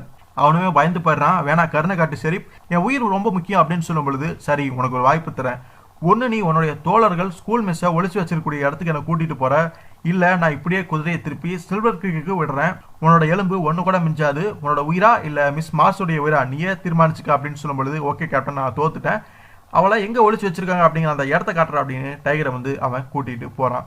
ஸோ அங்கே ஜெயிலையோ நம்ம டஸ்டி வந்து இருப்பா. அப்படி அப்போ யாரோ கதவை தட்டுறாங்க. ஏ டஸ்டி கதவை தரேன், நான் தான் ஜிம்மி வந்திருக்கிறேன், நான் சில்வர் கிரீக்கை விட்டே போறேன், என்னுடைய பொருட்களை சேகரிச்சுட்டு எடுத்து போக வந்திருக்கேன் அப்படின்னு சொல்லும் பொழுது, இதோ நான் வரேன் அப்படின்னு சொல்லிட்டு டஸ்டி வந்து கதவு திறக்கிறான். ஆனா உண்மை என்னன்னா ஜிம்மி அங்க தனியா வரல. சாமும் அவனுடைய ஆட்களும் வந்து துப்பாக்கி முனையில மிரட்டினதுனால இப்போ அவங்களையுமே கூட்டிட்டு வந்திருக்கான். ஸோ நம்ம டஸ்டி லேசா கதவை திறக்க அதை சாதகமாக பயன்படுத்திட்டு ஜிம்மியை வந்து அப்படியே ஓங்கி உள்ள தள்ளுறாங்க. கதவுல அடிச்சு டஸ்டியுமே அங்கே கீழே விழுந்துடுறான். ஜிம்மி இப்படி அநியாயமா துரோகம் பண்ணிட்டே அப்படிங்கிற மாதிரி அவன் கவலைப்படுறான். ஸோ அதே சமயத்தில் டைகருமே அந்த பிடிபட்ட நபருமே போய்கிட்டு இருக்காங்க. அந்த பொண்ணு அங்கதான் அடைச்சு வச்சிருக்காங்க அப்படின்னு அந்த இடத்தையுமே காட்டுறான். அப்ப டைகர் ஒரு விஷயத்த பண்றாரு, உனக்கு நான் ரைஃபிள தரானா இல்ல புல்லட்ஸ் எதுவுமே கிடையாது, நீ என்ன பண்ற அப்படின்னா இதை பிடிச்சிட்டு அப்படியே முன்னாடி போற, நீ வந்து என்ன பிடிச்சதா வந்து உன்னுடைய ஆட்கள் கிட்ட சொல்ற, அப்படிதான் காமிச்சுக்கிற, அவங்களுக்கு உண்மை தெரியக்கூடாதுல்ல அதனால அப்படின்ட்டு அந்த நபருமே அந்த ரைஃபிளை வாங்கிட்டு டைகர் ஏதோ பிடிச்சிட்டு இவன் தான் பிடிச்ச மாதிரி வந்து அப்படியே முன்னாடி போறான். ஸோ அங்க ஒரு நபர் காவலுக்கு நிக்கிறான். ஏ பார்ட்டன் சுடாத, நான் தான் மில்லர், கொளுத்த வேட்டை பாரு, மார்ஸ்லயே பிடிச்சு வந்திருக்கிறேன், துப்பாக்கி எப்படிங்கிட்டேன், இவனை கட்டி போறக்கு ஏதாவது எடுத்து வா, என் துப்பாக்கி கீழே இருக்க நான் பிரியப்படுறேன் அப்படின்னு சொல்லும் பொழுது, ஷபாஸ் நல்ல காரியம் பண்ண, பட்டி ரொம்பவே சந்தோஷப்படுவான், அவன் அப்படியே இங்க கொண்டு வா, மேல கொண்டு வா அப்படின்னு சொல்லும் பொழுது கைவிலங்க எடுத்துக்கிட்டு அப்படியே வரான். ஆனா அந்த சமயத்துல நம்ம டைகர் வந்து துப்பாக்கியை காமிச்சு மிரட்ட அவனுக்கு அதிர்ச்சியா இருக்குது. ஸோ அந்த விலங்கு இப்ப உன்னோட கையிலேயே மாட்டி இந்த முனையோட நீயாவே பிணைச்சிக்கிற அப்படின்னு டைகர் சொல்லும் பொழுது அவனுக்கு ஒரு வழியே கிடையாது. தன்னுடைய கூட்டாளியோட கையில ஒரு சைடை மாட்டி இன்னொரு வந்து அங்க இருக்கக்கூடிய கட்டையிலுமே மாட்டி அந்த சாவியுமே தூக்கி வீசிடுறான். ஸோ டைகர் சொன்னபடி அதை செஞ்சிடறான். இப்போ 2 பேருமே டைகர் கிட்ட மாட்டிக்கிட்டாங்க. அந்த விலங்குல அவங்க மாட்டி அங்க இருக்கிறாங்க. ஸோ இப்போ நீ கவனமா அந்த வீட்டுக்குள்ள நுழையின்னு அவளை அங்கதான் கட்டி வச்சிருக்காங்க அப்படிங்கிறத புரிஞ்சுக்கிட்டு ரொம்ப கவனமா டைகர் உள்ள நுழைகிறாரு. உடனே வேகமா எல்லாத்தையுமே உடச்சிக்கிட்டு உள்ள போறாரு. ஆனா உள்ள போறப்ப அங்க யாருமே கிடையாது, அந்த பெண் மட்டும்தான் கட்டி வச்சிருக்கப்பட்டிருப்பா. ஸோ குதிரை ஓடுற சத்தம் கேட்குது. ஸோ இந்த மாதிரி டைகர் ஓடுறது அவன் தெரிஞ்சுக்கிட்டான் போல இருக்கு, குதிரையில ஏறி வேகமா தப்பிச்சு போயிட்டான் போல இருக்கு அப்படின்னு டைகர் நினைச்சுக்கிட்டு சரி போனா போயிட்டு போறான், இவ உயிரோடு இருக்கால அது போதுன்னு நினைச்சிட்டு அவருடைய கட்டுக்களை வந்து அவிழ்க்க வர்றாரு. ஆனா அவன் ஏதோ சொல்ல ட்ரை பண்றான். ஆடாம அசையாம இரு மார்ஸ், நான் வந்து உன்னுடைய கட்டுக்களை வந்து அவிழ்த்து விட போறேன், நீ பாட்டுக்கு ஆடிட்டே இருந்தா கத்திக்குது எங்கேயாவது தெரியாம பட்டுற போது அப்படின்னு சொல்லும் பொழுது திரும்ப திரும்ப அவ அதே தான் பண்ணிட்டு இருக்கான். ஸோ முழுசா கட்டுக்கலாமே அவிழ்த்து அவருடைய வாயில கட்டி வச்சிருந்த துணியுமே எடுத்துடுறாரு. அப்ப திடீர்னு அங்க ஒரு நபர், யாரு அந்த பட்டி. அப்ப அந்த பட்டி அவன் அங்க வரான். ஸோ அவன் உண்மையுமே குதிரையில தப்பிச்சல உள்ள குதிரையை மட்டும் விரட்டி விட்டுட்டு இவங்க உள்ளே பதுங்கி இருக்கலாம். இந்த சூழ்ச்சியை வந்து சொல்றக்காக தான் அவன் வந்து அப்படி வந்து முனகிருப்பான். பட் அது டைகருக்கு புரிஞ்சிருக்காது. இப்போ வந்து டைகர் மாட்டிக்கிட்டா அப்படி துப்பாக்கி முனையில அந்த பட்டி வந்து டைகரையும் அந்த பொண்ணையும் வந்து நிறுத்திடுறான். ஸோ வெளியேறி நட டைகர், உன்னோட கடைசி பிரார்த்தனையை சொல்லிக்க. அப்புறம் இங்க பாரு மார்ச், நீ வந்து உயிரோட இருக்கணும் அப்படின்னு நினைச்சினா ஆடாமாசியாம இங்கேயே கம்முன்னு இருக்கணும் அப்படின்னு மிரட்டிட்டு டைகரை மட்டும் வெளியில கூட்டிட்டு போறான். ஆனா அந்த சமயத்துல அவன் என்ன பண்றான் அப்படின்னா பக்கத்துல ஒரு ஜாலியாட் இருக்குது, அதை எடுத்து தூக்கி ஜன்னலோட வீசிடுறான். நேரா சத்தம் அப்படின்னு அந்த பட்டியுமே திரும்பி பார்க்கறான். அந்த கன நேரத்தை சாதகமா பயன்படுத்திக்கிட்ட டைகர் அந்த டெரிஞ்சரை சட்டைகளை மறைச்சு வச்சிருப்பாரு. அது மூலமா அந்த பட்டியை துப்பாக்கி முனையில நிறுத்த அது அவனுக்கு ஆச்சரியமா இருக்குது. என்னடா அது இவங்கிட்ட எப்பற இந்த துப்பாக்கி வந்ததுன்னு பார்க்கறான். ஆனா அந்த சமயத்துல பட்டியுமே சுட நினைக்கிறான். பட் நம்ம டைகருமே வேகமா சுட்டதுனால பட்டி அங்க இறந்து போயிடுறான். அது அந்த பொண்ணுக்குமே ரொம்ப கவலையாயிருது, நீங்க தப்பிச்சிட்டீங்க ஆனா என்னால ஒருத்தன் வந்து இறந்து போயிட்டானே அப்படிங்கிற மாதிரி நினைக்கிறா. அவனா நானா அப்படிங்கிற நெருக்கடி, எப்படி இருந்தாலும் கைத்துல தொங்க வேண்டியவன் தானே, தூக்கு மாட்டி சாவ போறவன் தான், நீயே கவலைப்படுற அப்படின்னு சொல்லும் பொழுது என்னோட உயிரை நீ காப்பாத்திட்ட, அதுக்கு நான் உனக்கு எவ்வளவு நன்றி சொன்னாலும் அது ஈடாவாது, அதோட நான் வந்து உங்ககிட்ட நடந்துகிட்ட விதத்துக்கு சாரி அப்படின்லாம் சொல்லும் பொழுது சரி சரி அதெல்லாம் நான் எப்போ மறந்துட்டேன், சில்வர் கிரிக்கு உடனடியாக நம்ம போகணும், சாம் பாஸ் டேல தகர்க்க திட்டமிட்டு இருக்கான் அப்படின்னு சொல்லும் பொழுது டைகருக்கு அது அதிர்ச்சியா இருக்குது. என்னை கடத்தினதே ஸோ அவங்க வந்து நகரத்துக்குள்ள நுழைஞ்சு அவங்களுடைய ஆட்களை விடுவிக்கிறதுக்கு தான் அப்படிங்கிறோடனே நம்ம டைகருக்கு அப்பதான் விஷயம் புரியுது. வேகமா குதிரையில் ஏறி அங்கிருந்து போக ஆரம்பிக்கிறாரு. கரெக்டா அந்த நேரத்தில் ஊர் மக்களுமே அங்க வந்துருவாங்க. அவர் அங்க வந்து சொல்றாரு, ஸோ பாதி பேர் அங்க இருக்கக்கூடிய அந்த கைதிகளையும் மிஸ் மார்சி பாத்துங்க, சில பேர் என் கூட வாங்க அப்படின்னு பாதி பேரை வந்து டைகர் வந்து கூட்டிட்டு இப்ப நேரா நகரத்தை நோக்கி வேகமா போறாரு. அந்த சிறைக்குமே அங்க சிறையிலயோ ஜிம்மி டஸ்டி வசமா அந்த கும்பல் கிட்ட மாட்டிக்கிட்டாங்க. அந்த சாம் வந்து சொல்றான், ஜிம்மி அந்த சாவியை வாங்க சிறையை வந்து தர அப்படின்னு சொல்லும் பொழுது டஸ்டி வந்து அந்த சாவியை ஜிம்மி கிட்ட தர, ஜிம்மி வந்து அந்த சிறையை வந்து திறக்கிறக்க சாவியை போட்டு பாக்குறான். ஆனா ஒழுங்கா திறக்கல, வேணும்னே ஒரு விஷயத்த பண்றான், சாவி வந்து துரியறி போச்சாம அதனால திறக்க மாட்டேங்குது அப்படின்னு சொல்றான். அப்ப உடனே ஒரு இரும்பு கம்பியாட்ட அது ஒரு விஷயம் இருக்குது, அது வந்து சாவிக்குள்ள நுழைச்சு அது அப்படியே டைட்டா திருப்பணும் அப்படின்னு நினைக்கிறான். ஆனா அந்த சாவி வந்து பாத்தீங்கன்னா உடஞ்சு போயிருது, வேணுக்குன்னு அந்த சாவியை உடச்சிருக்கான் அப்படிங்கிறது புரியுது. ஸோ சாவி உடஞ்சு போச்சு, இனிமே நீங்க உள்ள நுழைய முடியாது, இப்ப என்ன பண்ண போறீங்க அப்படிங்கிற மாதிரி சொல்லும் பொழுது வேணுக்குனே இப்படி பண்ணிட்டான் அப்படிங்கிற மாதிரி அது சாமோனுடைய ஆட்களுமே புரிஞ்சுக்கிறாங்க. சாமுக்கு ரொம்பவே கோவருது, சமர்த்தா காரியம் பண்ணதா நினைப்பா, இப்ப நீ சேவ போற அப்படின்னு சொல்லிட்டு சுட்டுறான். அங்க ஜிம்மிக்கு என்னாச்சு அப்படின்னு தெரியல, டஸ்டியுமே தலையில அடிச்சிடறாங்க, டஸ்டி அங்க கீழே விழுந்துடுறான். இப்ப சாவி உடஞ்சு போச்சு, பூட்டு கெட்டு போயிருச்சு, இப்ப எப்படா திறக்க போறோம் அப்படின்னு வந்து யோசிக்கிறாங்க. ஒரு உறுதியான ஆக்சர் பிளேட் இது கொண்டு வந்து அறுத்து பார்ப்போம் அப்படின்னு அதையுமே கொண்டு வந்து அறுக்க ட்ரை பண்றாங்க. பட் ஒண்ணுமே வேலைக்கே ஆக மாட்டேங்குது. கிட்டத்தட்ட 20 நிமிஷம் ஆச்சு, அதே மாதிரி அதை அறுக்க ட்ரை பண்றாங்க, ஒன்றும் வேலைக்கு ஆகல. கரெக்டா சரிப்போ ஒரு கும்பலோட அங்க வந்துட்டு இருக்கிற செய்தியுமே அவங்களுக்கு வருது. ஸோ நமக்கு போதுமான நேரம்ல ஏதாவது பண்ணி ஆகணும்னு அவங்க பாக்குறாங்க. ஃபர்ஸ்ட் சாம் வந்து ஒரு உத்தரவு கொடுக்குறான், ஜன்னலுக்கு கீழே பதுங்க, ஜாக்சன் இல்லர் உடனடியாக குதிரைகளை ஜெயில் அறைக்கு பின்னால கொண்டு போய் மறைவில் நிறுத்தி வைங்க அப்படின்னு அவங்களுக்கு சந்தேகம் வராதபடி சில வேலைகளை பாக்குறாங்க. ஜெயிலுக்குள்ளேயே அப்போதைக்கு ஒரு வழியெல்லாம் மறைஞ்சிக்கிறாங்க. அப்ப அந்த சமயத்துல திடீர்னு கைகளை தூக்குங்கடா அப்படின்னு ஒரு குரல் கேட்குது. யார்டா அப்படின்னு பார்த்தா அது அந்த ஜிம்மி தான்.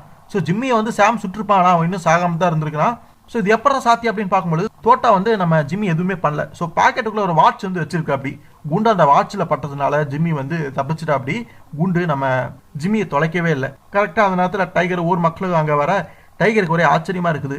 அட நீ தான் அந்த காரியமெல்லாம் பண்ணியா, ஆச்சரியமா இருக்குது, நீ எதுக்கும் லாக்கி போட மாட்டேங்கல நினைச்ச அப்படிங்கிற மாதிரி டைகர் வேடிக்கையா பேச எந்தவித பிரச்சனை இல்லாமல் ஒரு வாரம் போயிருது. ஸோ சாமும் அவருடைய கூட்டாளிகளுமே பிடிச்சிடுறாங்க.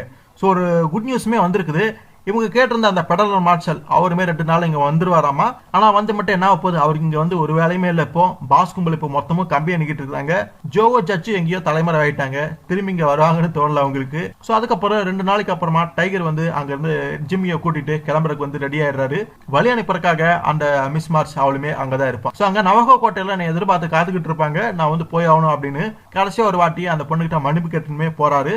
ஒரு பொண்ணால என்ன சாதிச்சிட முடியும் அப்படின்னு நான் நினைச்சேன், ஆனா நிஜமாவே ஒரு வீராங்கனை நீ நிரூபிச்சிட்ட, இதை அணிஞ்சுக்கிறதுக்கு உனக்கு எல்லா தகுதி இருக்கு அப்படின்னு சொல்லிட்டு ஒரு ஸ்டார் வந்து கொடுக்குறாரு. ஸோ சிரிப்பா அவருக்கான எல்லா தகுதியுமே அவளுக்கு இருக்குது அப்படின்னு சொல்லிட்டு அங்க இருந்து போயிடுறாரு. இது வந்து எனக்கு ஒரு பெரிய பரிசு அப்படின்னு அந்த பொண்ணுமே சொல்ல, நீ வந்து என்னோட உயிரை காப்பாத்திருக்க, அந்த வகையில் பார்க்கும்பொழுது இதெல்லாம் பெரிய விஷயம் கிடையாது, அந்த கடனை நான் எப்படி திருப்பி செலுத்த போறேன் அப்படிங்கிறது எனக்கு தெரியல அப்படின்னு சொல்லும் பொழுது அதுக்கு ஒரே வழி, நீங்க இங்க சீக்கிரமே திரும்பி வர்றதுதான் டைகர், உங்களுடைய வரவை நான் எதிர்பார்த்து நான் காத்துட்டு இருப்பேன் அப்படிங்கிற மாதிரி அவன் சொல்லிட்டு அப்படியே கை காட்டுறா. டைகரும் ஜிம்மியுமே அங்கே விடைபெறாங்க. இதோட இந்த கதை மொத்தமாக முடியுது. ஸோ ஓவரால் ஒரு சூப்பரான ஒரு கதை. சாதாரண ஒரு கதை தான். ஒரு நகரத்தில் வந்து ஒரு கும்பல் வந்து அநியாயம் பண்ணிக்கிட்டு இருக்காங்க. அதை எதிர்த்து கேட்கறதுக்காக ஹீரோ மாதிரி நம்ம கேப்டன் டைகர் அங்கே வர சுவாரஸ்யமான கதையை அடுத்தடுத்து நகர்த்தி கொண்டு போயிருந்திருப்பாங்க. கேப்டன் டைகர் கதைகள் மேக்சிமம் ஒரு தொடராக வந்து பார்த்தீங்கன்னா பார்த்துருப்போம். சிங்கிள் ஆல்பங்களும் சில கதைகள் இருக்கு. அந்த வகையில் இது ஒரு தரமான ஒரு கதை. நிச்சயமா உங்களுக்கு பிடிச்சிருக்கும் அப்படின்னு நான் நினைக்கிறேன். இந்த கதை உங்களுக்கு பிடிச்சிருந்தது அப்படின்னா லைக் பண்ணுங்க, ஷேர் பண்ணுங்க, எல்லாத்துக்குமே தெரியப்படுத்துங்க. குறிப்பா சப்ஸ்கிரைபும் பண்ணிக்கோங்க. அடுத்த ஒரு சுவாரஸ்யமான ஒரு வீடியோலையோ ஒரு கதையிலையோ உங்களை சந்திக்கிற வரைக்கும் நன்றி நண்பர்களே.